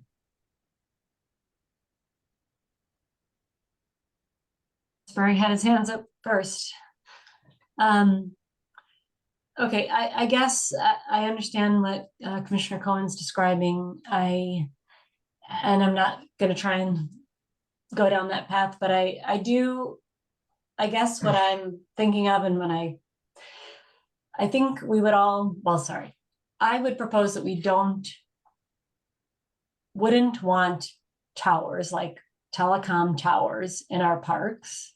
That's probably I would assume that's the main thing I would be concerned about popping up. And I know, for example, they tried to put one just down the road from us in the park. And so if we can, that would be something I would propose, like just saying what it is we're concerned about, not having it be. We don't know what these definitions are. They're very complex, but maybe the Parks and Rec Commission can just say what we hope doesn't show up in the park. And for me, that would be like one of those big towers. That's the only thing I can think of at the moment anyway. Commissioner Westberg. I was just going to ask or try to provide a visual example for the commission. Is the facility that's in Cleves Park on the corner of Island Crest Way and 40th, is that a wireless communication facility.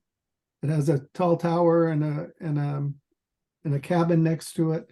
Does that meet that definition? That so that anyone who's seen that might have an idea then of what we're talking about. I believe that is, I believe it is, but don't necessarily quote me on that because I don't have the permit right in front of me. I see Jason just turned his camera on. He may have something to add there. Yeah, I believe Clyce Park has one. I believe there's actually three, if I'm not mistaken. Clyce, Island Crest, and Rotary Park actually has a wireless facility as well as part of the reservoir. The reservoir is actually part of Rotary Park, and there's a facility that's existing. Commissioner Cohen. Well, this is Don Cohen. I'm okay generally with what Sarah said. I don't personally want big towers in the parks either. What I don't know is whether you can say no and who ought to be saying no. And I was more focusing on what's the difference between small wireless facilities and non-small and things like that, because those are defined terms. So as a general proposition, I don't want this stuff in the parks. But again, I don't know how to, I'm not sure we can say, I'm not sure the city can say no. Maybe Jason knows what the current status of that is, or Adam can, and Ryan and Jason can consult with the city attorney. I was just gonna hop in here. This is Allison Van Gorp. I'm Deputy Director for Community Planning and Development. And it's true that the city has very little ability to limit where wireless facilities are placed. The FCC gives a lot of discretion to the providers to determine where they need to locate these facilities to provide the service. Thank you for that. Commissioner Hay. So with this additional information, I am inclined to say that we take this out as an approved use. We already have small wireless facilities included in the utilities, and I'm okay with the utilities, which we'll get to next. But I'm not okay with this, and by taking it out of the use, we're not saying you can't do it, because we know how that works out. If a government agency comes in and they want to do something, then they do it. They take your house, they put things where they want to put it. That's how it works. So I think if a private agency were to come in and want to do it, then we say, oh no, you can't do this. You can do a small wireless facility that's considered a utility, but I don't want to get into the weeds about the definition between the two, because I'm hearing that's extremely complex, but I don't think we need to call this out as a use. Maybe the Planning Commission has a different feeling on this, and we'll see when it gets to them, but I'm not seeing the purpose of saying, yes, you can do this in the parks if we don't want it there. Adam, I'm having the input of just saying, we don't want this as a permissible use. I guess I'm kind of trying to be realistic here. Is that a value added comment, or would it, I'm thinking, would it be maybe not better, but alternatively to say that, the Park and Recs Commission, would strongly prefer to see, limited use of this, none to limited use kind of thing. Yeah, I think, well, not to direct the commission on where they might go with this, but I think there's a couple of ways you could word it. You could say consider dropping this as an allowed use, and then we can look at it and provide the Planning Commission with the context in there. And so, because I don't know off the top of my head whether or not that would be something that we could actually prohibit in the parks. So we would need to do some of that additional research.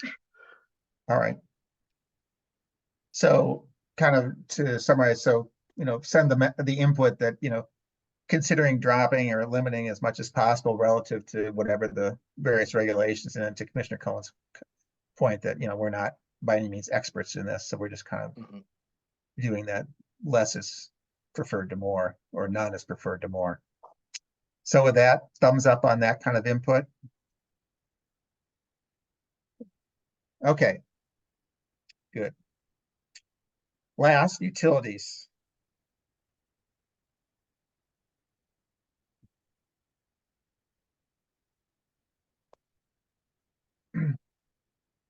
Any, again, must be placed underground whenever feasible. I think the city's generally done a pretty good job of that. So any suggestions on modifying that? Do people want to see the definition that Adam had up before on utilities? All right, I'm not seeing any suggestions on that one. So that kind of wraps up the 11 ones that were listed, and then I guess I'll circle back to Commissioner Cohen about his suggestion to add one about the carbon sequestration and so forth. Yeah, this is Don Cohen. I don't have language and the carbon sequestration may be more limited than than we really need. Maybe Adam, didn't you, Adam, paraphrase me or something earlier with something that had the term environmental in it or something? Yeah, I think you could probably get there with environmental improvements, open space, and mitigation, or something along those lines. We could, Yeah. But all of those activities kind of point at those things that we're doing specifically to improve the environmental situation in the park. And in the world. Yeah. Yeah, because they might not be, really recreational uses, at least not clearly. Okay. So, Adam, could you just kind of read that one more time? I'm Sure. So, and I'll find the exact wording that because I know that we have this spelled out somewhere else in a different section of the code, but essentially like environmental improvements, habitat improvements, and mitigation. as permissible use. Okay. Mhm. Thumbs up of sending that input or adding that. Oh, sorry, Commissioner Markson. I did. I think what Commissioner Khan brought forward did get me thinking a little bit about whether, all these permitted uses, I guess the idea of the permitted uses is that they don't actually meet the purpose.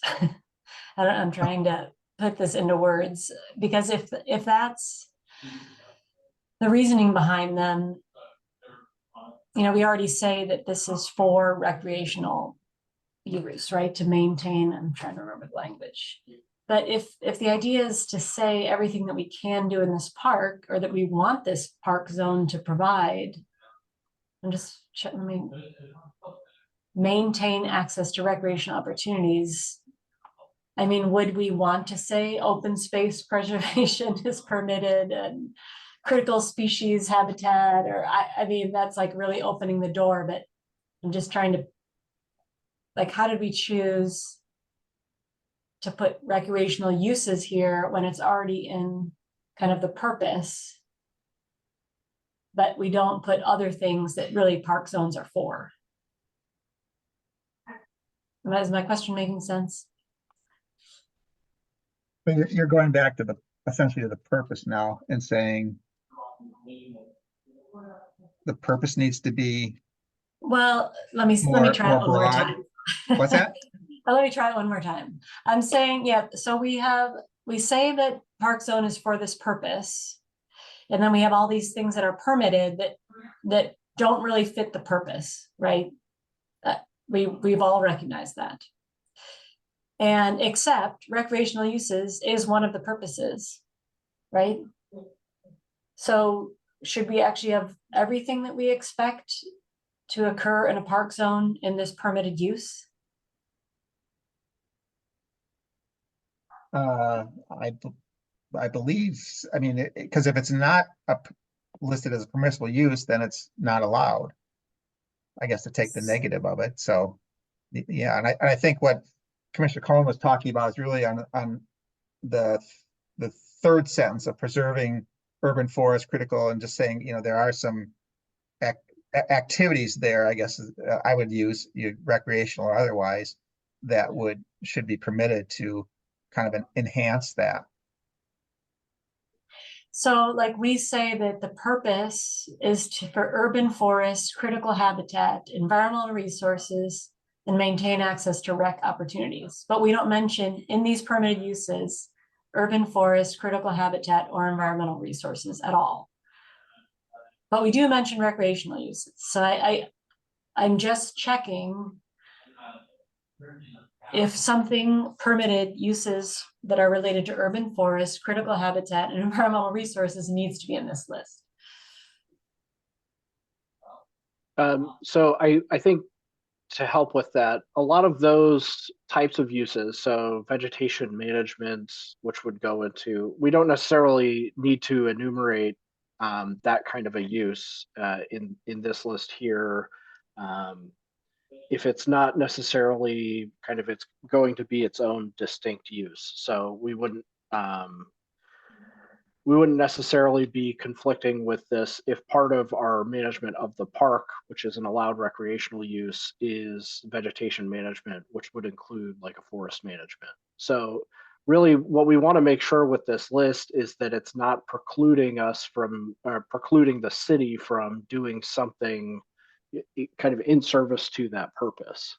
So I think that's where this proposed environmental improvements and habitat improvements comes in, is that we don't want to end up prohibiting that type of use if that's part of what we're trying to do with this zone. So I don't know if that helps, but yeah. Commissioner Westberg. Thanks. First, in response to Sarah's question, I think, Sarah, that's exactly what we're wrestling with now, is trying to figure out what to add to the uses so that we have that link back to the purpose statement and the environmental protection purpose that's articulated there. And in response to Adam's summary, I just wanted to make sure that we did not lose as a potential use open space preservation, because that in itself is an important use for current use for our park system.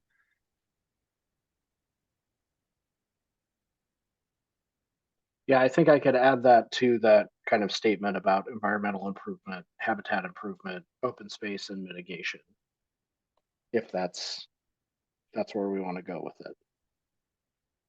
Yeah, and I guess this is Chair Stark. I would add that kind of gets back to when we were talking about purpose of the balance between kind of passive activities and more active, kind of in most of the discussion has been more on the more active recreational uses and so forth.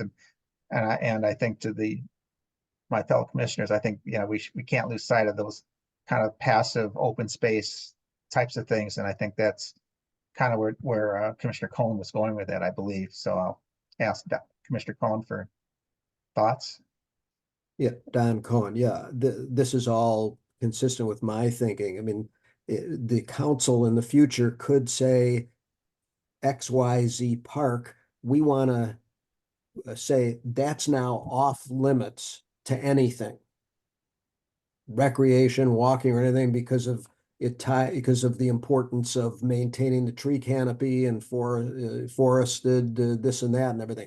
Again, I'm not saying whether that's good, bad, or indifferent, but it doesn't clearly fall within the definitions otherwise. So we need something. I don't know whether it's as articulated by Adam or pulled from that other stuff in the purposes, although that may be more granular than it's really needed. But I think we do need something in there that hits that side of it clearly. Okay. Well, I see Adam kind of nodding his head yes. So I think he's taken some pretty good notes that he kind of read to us. I think he's got, these additional comments. So any further thoughts to kind of amplify in this? Otherwise, I'd like to kind of get a thumbs up, thumbs down. Okay. Thumbs up. Okay. All right. All right. Well, that concludes. Thank you very much. It's now exactly 7 o'clock. And I would prefer to kind of keep at least pressing on through this one. And then if we need to take a little break after it, we can. And this is going to the development standards. So Adam, why don't you lead us off here? Sure. So we've talked about development standards now a little bit. They've come up as we've talked about the allowed uses in the zone. And what the development standards are they're those requirements that any development would need to comply with within the zone. So these are like our height requirements, our parking requirements, maximum impervious surface, setbacks, those types of things.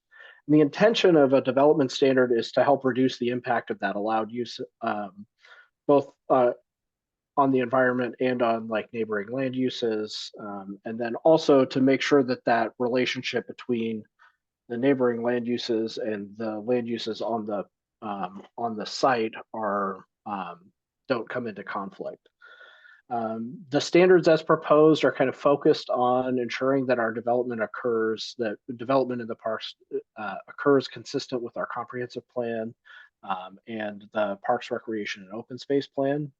And the full text of the proposed standards can be found on page 3, line 37 of attachment A or exhibit A of the staff report. But I've summarized them here. And so our question is, are there development standards for this park zone that should be added, removed, or modified? And then I have the summary for each one here. And there's a second slide to this, so we can get into each as we want, or if there's only a couple that need to be talked about. Well, why don't we just, go through them, in order here, and then at the end, if there's some things somebody wants to add over and above these, we can entertain those. So the first topic is setbacks. Does anybody have any comments or input that we should pass along regarding setbacks?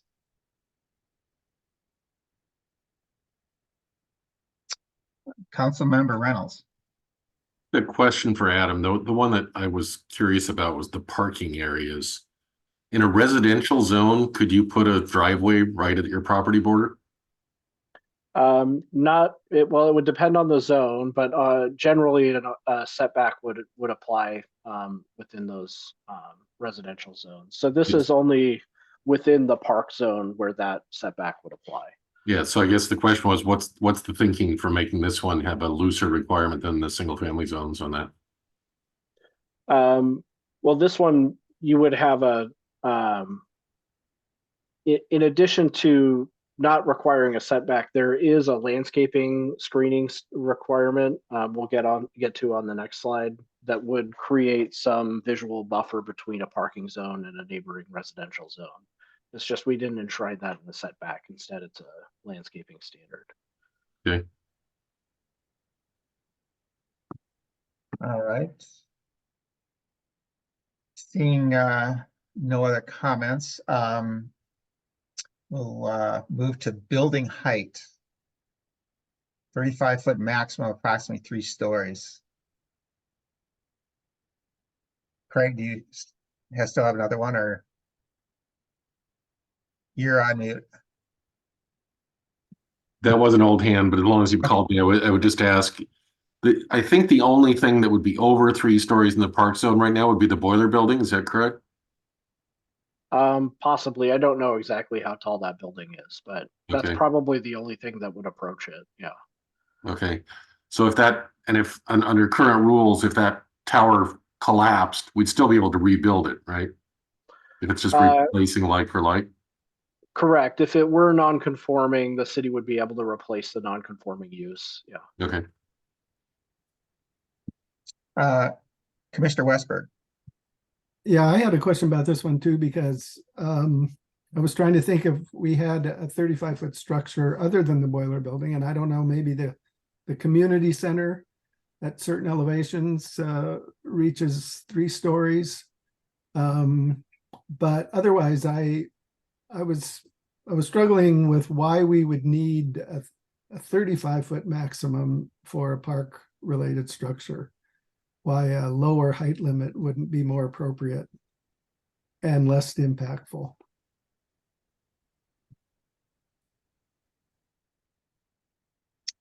Anybody else have thoughts on that? I guess I would jump in and I would concur with Commissioner Westberg that I think that my input to the planning commission would be along the same lines of that evaluate, whether a lower limit would make more sense.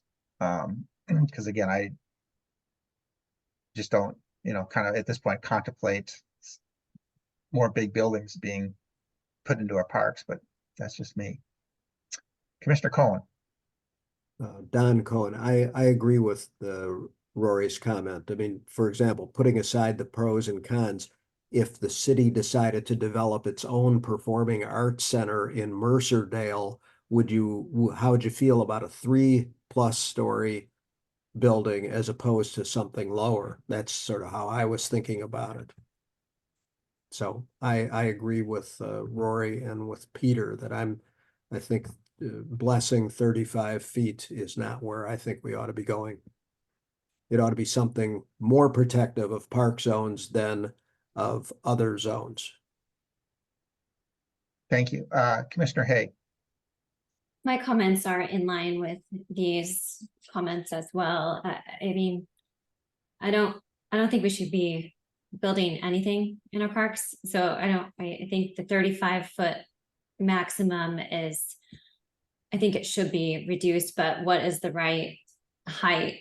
What are we planning to build? And I guess my comments on this and actually all of these items are similar in that all of these need a really close look at why we are putting them in here. And I trust that in the process, these will all be looked really closely at, because I know tonight we're supposed to be giving a high level overview, but all of these things are really in the weeds. What we're looking at now is in the weeds topics. So my comment for this item and all the others is that I would hope to see all of them really investigated and hear public input. And I trust, tonight is the first and last time that we'll see this. So my request would be that this item and everything else in the design standards is looked at really closely by the Planning Commission, because this is where it's going to land for the rest of the process. Thank you. So Adam, just a question I have, clarification. So this talks about building height. So playground structures are probably, I'm going to guess some of the, like at Mercerdale, maybe it's 15 feet. I don't know, somewhere in that range. So would that apply? I mean, so if we were to say the Planning Commission were to recommend something lower, would they take that into account, or are we talking strictly buildings here as opposed to kind of structures? It would be a structure. So there's certain allowances for like a flagpole on top of a building, that type of thing. But in terms of like a playground, if we set the maximum building height, say at 20 feet, and you had a 25-foot ropes course or something, that could potentially have a problem here. So Okay. that's a consideration. All right. Okay, seeing no more comments, I think you get a pretty good sense of, we want the Planning Commission to kind of look at lowering that standard. Yes. Okay. I think just a quick thumbs up. I think everybody kind of spoke to it, but just make it official. Thank you. So Next one then is impervious services. No net new impervious services unless authorized, etc. However, emergency vehicle lanes, trails, and synthetic turf fields are exempt. Commissioner Burstein, or Vice Chair Burstein, excuse me. Paul Burstein, my only concern about this being bookended around an adopted park master plan, it does not provide any flexibility for unintended consequences within a project.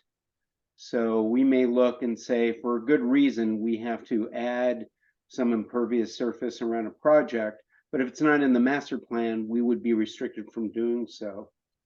So I would just prefer something that says, unless authorized by the adopted park master plan or city council action, just to give us flexibility.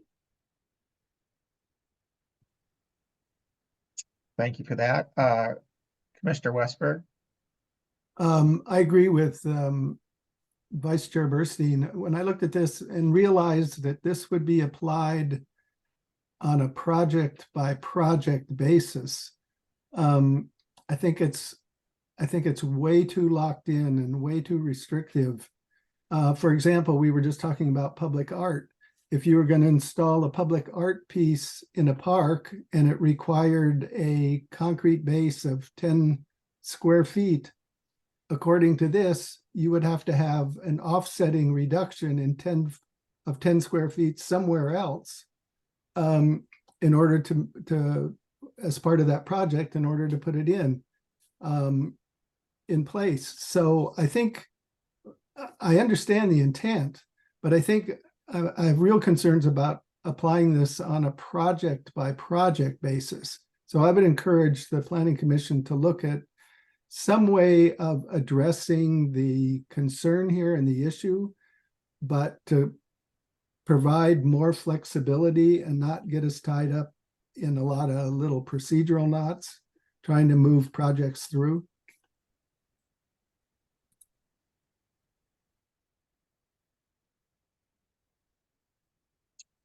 Any other thoughts, comments? Okay.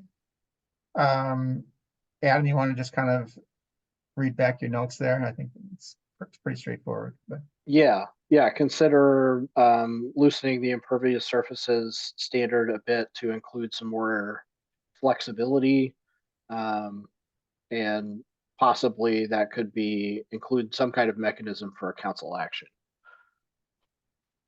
oh, okay. Councilmember Reynolds. Yeah, sorry to butt in again. That's okay. Yeah, I'm absolutely all on board with the principle here, but it just occurs to me this would apparently ban tennis courts, pickleball courts, basketball courts, anything like that would be banned as well. And those seem to me to be recreational facilities in the spirit intended by our first goal. So this feels too strong to me too, but I have no vote here. So, well, we appreciate the comment. Thank you. Yeah. Commissioner Cohen. Don Cohen. I'm okay with adding in the council approval thing. I respectfully disagree with Commissioner Westberg's view that we ought to make the whole process more flexible, because as we all know, the no new impervious surface issue is an important one, in at least to some people in the public, and I know to Commissioner Westberg also. But anyway, I'd be okay with the stopgap of having the council be able to approve something that is different. That would take period. Okay, thank you. All right. Any others? Okay, I think we're looking good. So again, the thought is that we would amend the current language to give, I'll just use the term, give a little bit more flexibility and include council action and so forth. So if people are thinking that's some good input, thumbs up. All right, thank you for that. Moving right along, we go to parking. So we already had a fairly robust discussion on parking here, so so this would be a design standard, and so there'd be no minimum number of parking spaces required. City engineer can determine the necessary number. Then a screening, as with Adam referred to earlier, and note the impervious surface requirement would limit the amount of new parking that could be created unless it was shown on an adopted plan. And I guess perhaps we would amend that as well to kind of to what we just talked about in terms of the impervious surface discussion. Any other suggestions, modifications to that?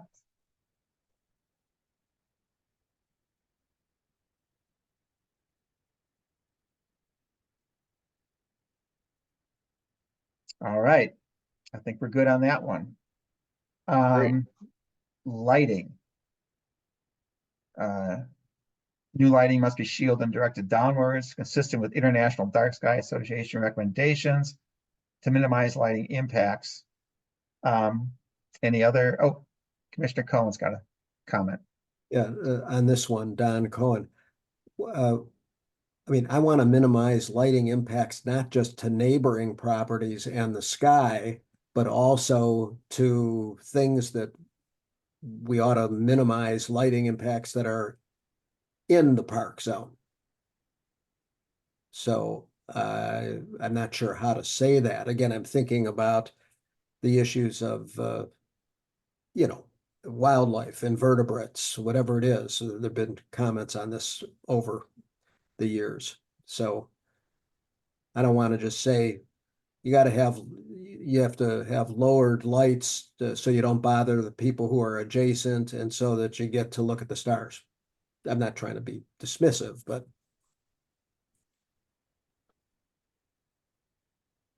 okay. Any other thoughts on lighting?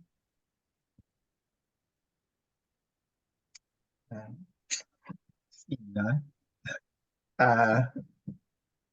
Just the one comment. Everybody comfortable with adding that? Oh, sorry, Ashley popped up. Oh no, okay. Thumbs up if we want to add Don's comment as input to the. Okay, all right, we're good there. All right. So that takes care of the listed one. Is there any additional development standards?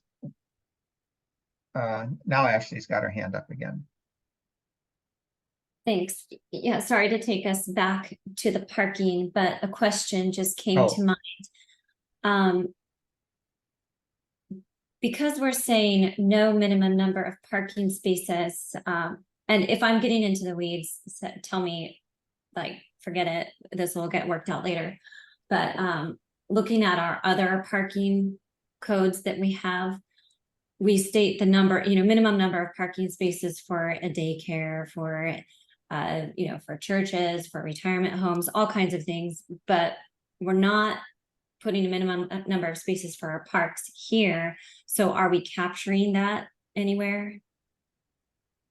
So as drafted, the code, the development standards for parking would allow the city engineer to make that decision rather than say for every square foot of community center, you have to provide this amount of parking, which that's how those standards are usually structured.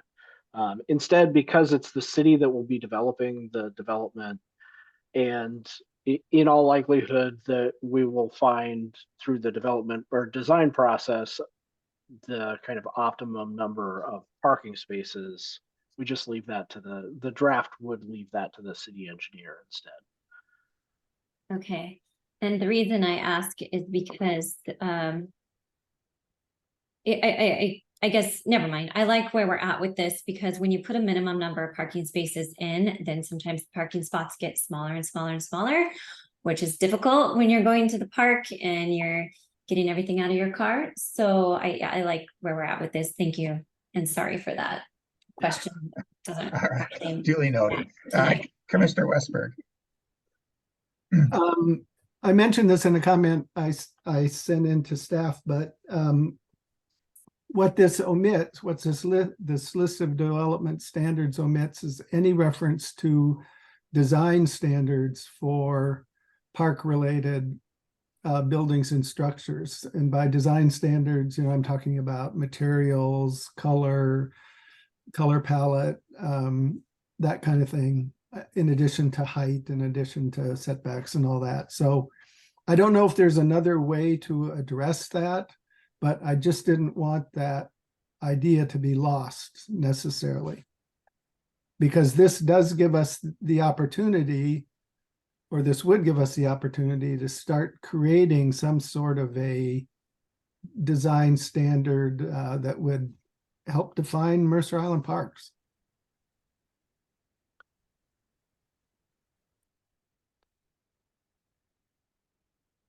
Okay. I have a couple. One is just kind of thinking about, and I guess lighting is a good example, but are there other impacts on the environment that a development would create? And I think in terms of kind of like a SEPA checklist where when somebody has to fill it out, there's all these different parameters or perspectives that you should be considering. And I guess I didn't know, or maybe would suggest that perhaps planning commission could look along those lines to say, are there other things that, should be considered in terms of a development standard there? And then the other one I have, as I was perusing the code today, and I think we kind of alluded to this earlier about this balance between active and passive. And so you've got some parkland or open space that have basically zero or close to zero in terms of development. And then you have, other spaces like at Mercerdale and so forth that are fairly highly developed. And, thinking about an intensity of use and so for example, in the residential and commercial, they have, this standard of, gross floor area to, lot size, and saying you can't, build, I think it's more than 40% or something like that. And so, and I don't know how you would implement this, but I just put it out there to think about. Should you have something about in terms of, relative to the size of a piece of parkland or open space, what should be the optimal amount of development? I guess maybe that's the way to put it. And clearly, from a starting point, every park is already going to have that ratio. As I said, that could range from 0 to probably over 50%. And is that a way to kind of try to understand that balance? Because I think that as others have said, that we're in our park system is quite mature, and we probably have a limited space to keep stuffing things in, and at some point you just have to say enough's enough. And I don't know if this was one way to quantify that or not. I just throw it out there. I'm not wedded to it by any means, but it's just an idea.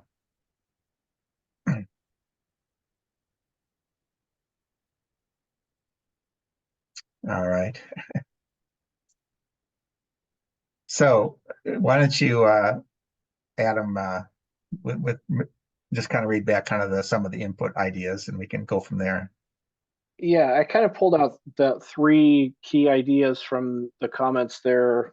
It might be good to take these one at a time on getting a consensus. But I have a comment to look at the possibility of a design standard or design standards, or consider design standards through the process. Okay. Well, Commissioner Cohen, do you have a comment? No. Okay, sorry. All right. So regarding kind of Commissioner Westberg's thoughts about looking at design standards, as he mentioned, thumbs up, providing that or not? Okay, that's a go.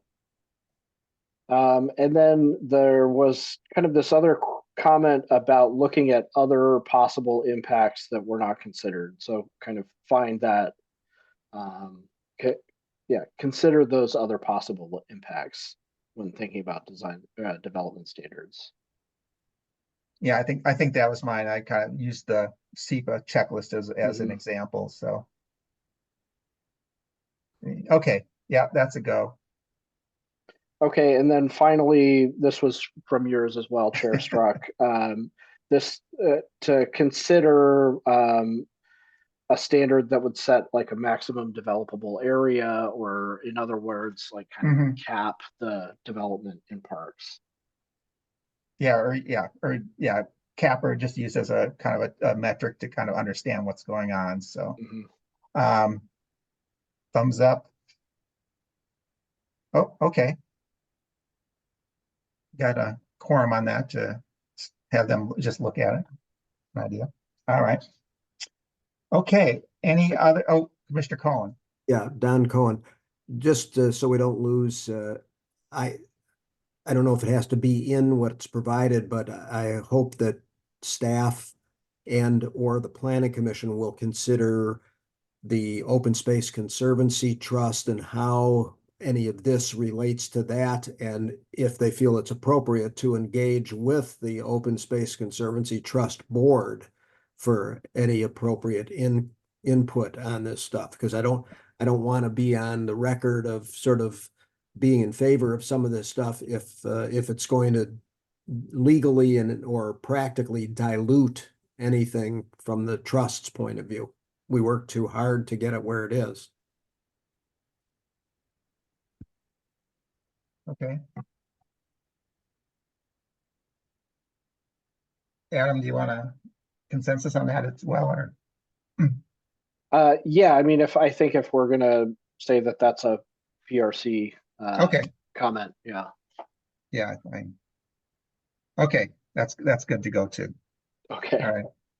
So I've got almost 7:30. We've been at this for 2.5 hours. We still have the recreation sponsorship policy, which I don't think will take as long, but we've still been at it. So what's the commission's thoughts? Continue powering through or take a 10-minute break?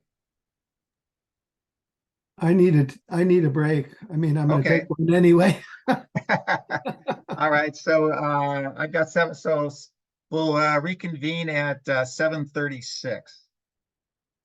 And I think, yeah, probably turn your Thanks, everyone. video Yeah. off.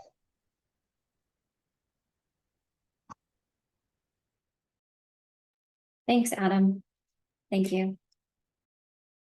Yeah, thanks a lot, Adam. Good work.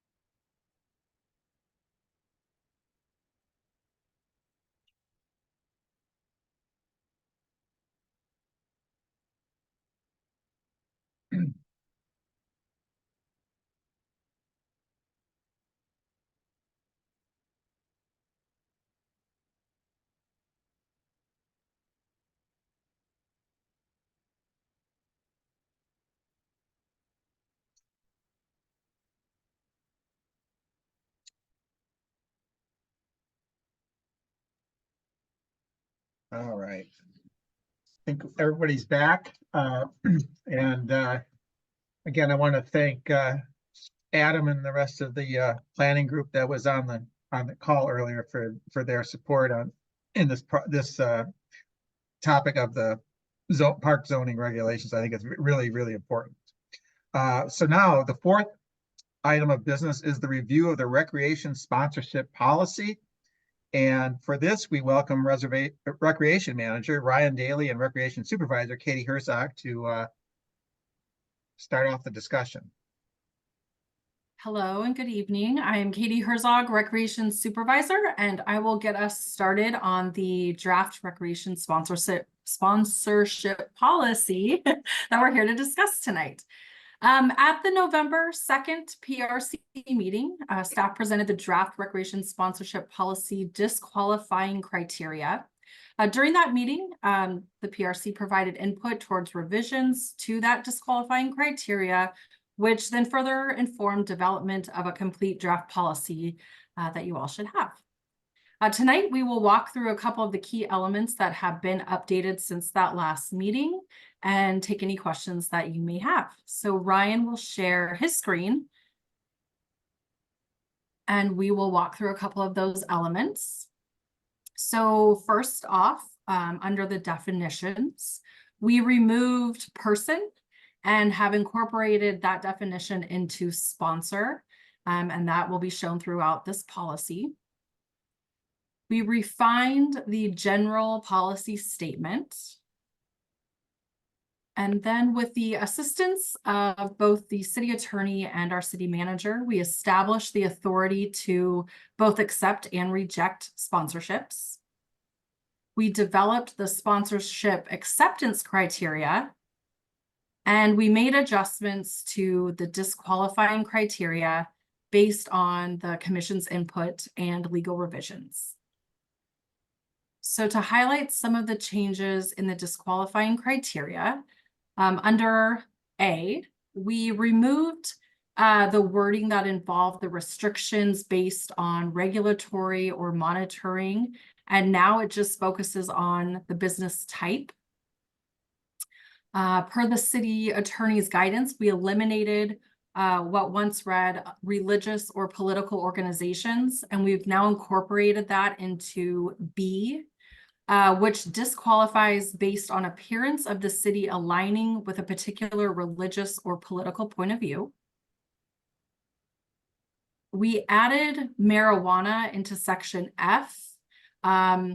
This was actually included in the original draft, and then it did not transition over. So marijuana has been re-added to section F. And in section H, we added if proposed sponsorship is inconsistent with city's best interests. And then additionally, we added priority for sponsorships, which gives the priority to Mercer Island over non-local businesses if there was an occurrence of multiple prospective sponsors. So that is our kind of our rundown of the changes. We're happy to take any questions. And as a reminder, we are looking for a motion tonight to recommend this draft recreation sponsorship policy for City Council's consideration. Okay, thank you, Katie. Ryan, did you have anything to add? Are you good? I'm good. Okay, all right. So we did have some questions that were submitted based on this last draft that was provided in the agenda packet. And staff has provided some responses to that. And I think, again, we just need to kind of run through these and see if the staff response kind of meets it, or we need to have any further discussion. So I don't know if you've got that matrix available, or if we can just, if everybody has it in front of them, we can just run through it.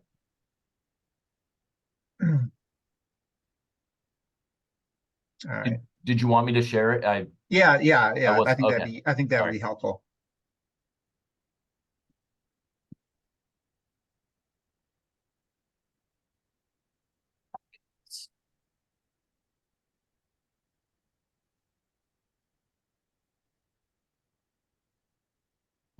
That looks pretty Yeah, there it is. small.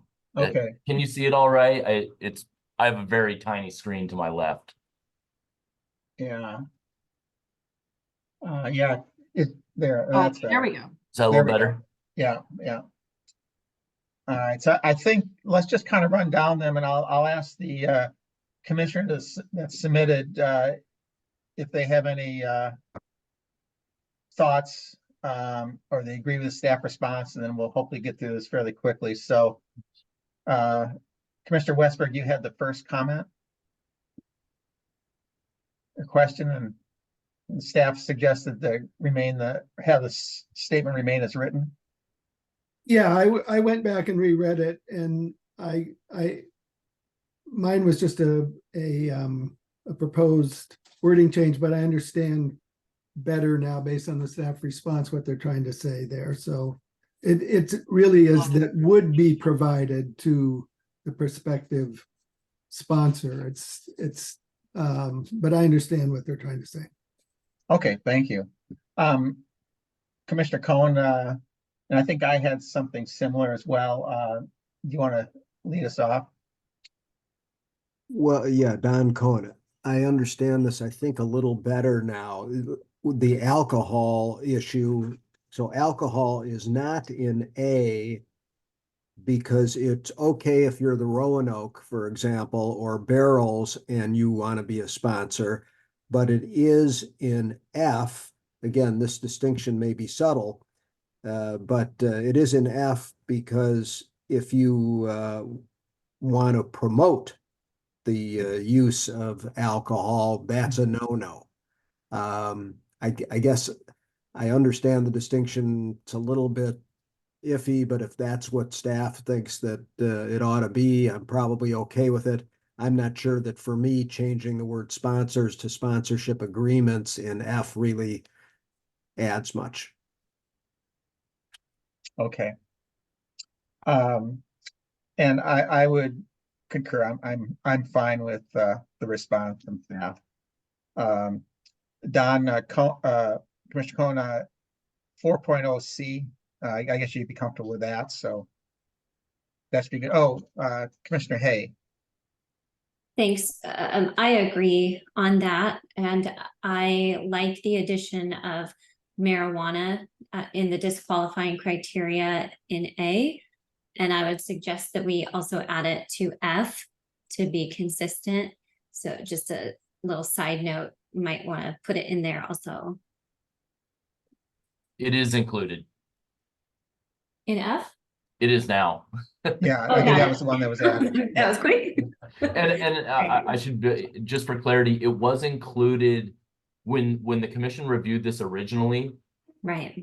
When the document moved forward, somehow it wasn't because of the old document didn't have it. We added it. It didn't come back this time, but Yeah. thank you to Commissioner Cohen for catching that. Great, thanks. Okay, going to the next page, Commissioner Cohen, 4.0E, I think that looks okay, but I just wanted to get a confirmation on that. Yeah, I can live with that. Okay. With that information. Then the next one, Commissioner Westberg, 4.0 E as in Edward.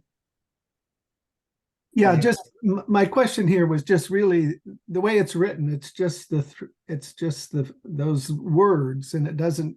say anything about how the criteria would be applied. So I guess the question I would pose to Ryan is, how would you evaluate that? If it's a criteria, how are you going to evaluate it?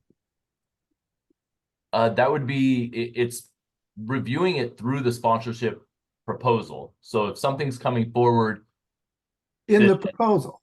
yes. Yeah, so that was the addition I was looking for there, that you would if there was evidence of that in the proposal itself, Yes. that would just provide additional clarity to that criteria in my judgment. So you would like to add sponsorship proposals in front of profanity, obscenity, or hate speech? You're on mute, Roy. Mhm. Yeah, I would just like to add, if there's evidence of those hateful, profane, or obscene language in the sponsorship proposal or other materials provided by the company.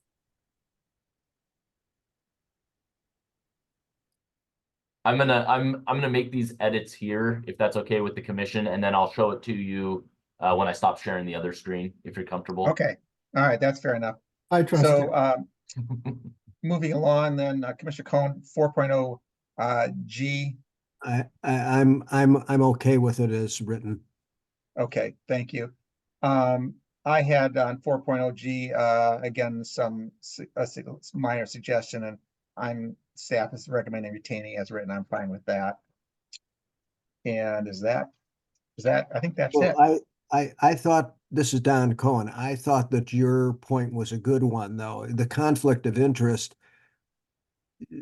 really ought to be one that's between the sponsor and the city or the city's affiliates, not between the city and the city's officers, employees, so forth. Because if Ryan Daly happens to have a business or something that's in conflict with a proposer, that's not, or aligned with it, that's not an issue as much as anyway, I think your suggestion was a good one because city is I think it's also defined as all the above anyway, somewhere. Okay. Maybe it's just getting late. So is there a thumbs up to go with the alternative language that the city or staff has suggested? They're fine with conflicts of interest between the sponsor and the city or city affiliates. Everybody good with that? All right. We're good with that then. Thank you. All right. So Ryan, I think you can share your screen about that with that, I guess, one edit or so. Let's see. Yeah. So cruising through. So Commissioner Westberg's proposal of sponsorship proposals or materials which include profanity, obscenity, or hate speech was included there. Can I see a thumbs up that we're good with that? There we go. A lot of thumbs. Just noting that we did add marijuana back into section F there. And then for Chair Struck, we removed officers and employees and utilized the definition of city. Right, thank you. Okay. All right. So those were all of the questions submitted. Unless I see anything else, I would like to have a motion to recommend the draft recreation sponsorship policy to the city council for their consideration. Right. Have somebody that's willing to make that motion? Commissioner Westberg, thank you. Second, And a second, who is that? second. Second by Commissioner Hay. Okay. Commissioners, do you have any final questions or comments before we vote? Commissioner Westberg? No. Oh, okay. Thank you. Okay, so commissioners, please turn on your microphones and will city staff please conduct a roll call vote. Thank There you, she Chair. is. Vice Chair Burstein, Aye. Commissioner Westberg, Aye. Chair Struck, Aye. Aye. Commissioner Markson, Aye. Commissioner Hay, Aye. Commissioner McCarthy, Aye. Commissioner Cohen. Aye. Thank you, Chair. Thank you. Okay, we're into the home stretch here. Fifth item of business is the 2024 planning schedule update, and I asked Ryan Daly to inform us. All right, I do not have any updates to the planning schedule. It's relatively similar to what you saw last month. Know that we will be filling in some of those items. I'm working with the city manager as well as the chief of operations. We're also having a city council planning session later on, I believe this month. There's going to be, I would imagine, some work items that come out of that discussion as we go to move forward. I will note that I did send out, and this is sort of separate of the planning schedule, I did send out the revised bylaws or the adopted bylaws. So you should have received those. Within those bylaws, it does change a little bit of our format from how business is addressed. So the planning schedule, this section will be included within the staff liaisons report at the beginning of the meeting. So I'll highlight that so you don't have to wait so long through the meeting to hear me say those same words. I think I've said two meetings in a row. So thank you for that, and Happy New Year. Thank you, Ryan. And thank you, Katie, as well. The sixth item of business is commissioner reports and work plan updates. Commissioners, do you have anything to report, including any planned future absences? Commissioner Hay. Thanks. I actually have a quick question on the planning schedule. Oh, It okay. looks like we have a really light agenda in February and March at the moment. I know things get filled in there, but I'm looking at the April schedule and seeing the draft park code update and just wondering if there's any chance we can bump that up to February or March, being that we have received quite a few public comments about motorized scooters and bikes in our parks. And if we're going to do an update, we might want it to be in effect by summer when those parks are used more frequently. So just wondering if we might bump that up a month if possible. If not, we'll see it in March. This is an excellent question. This is an item that you might have noticed has trickled down from, it was supposed to be in February originally.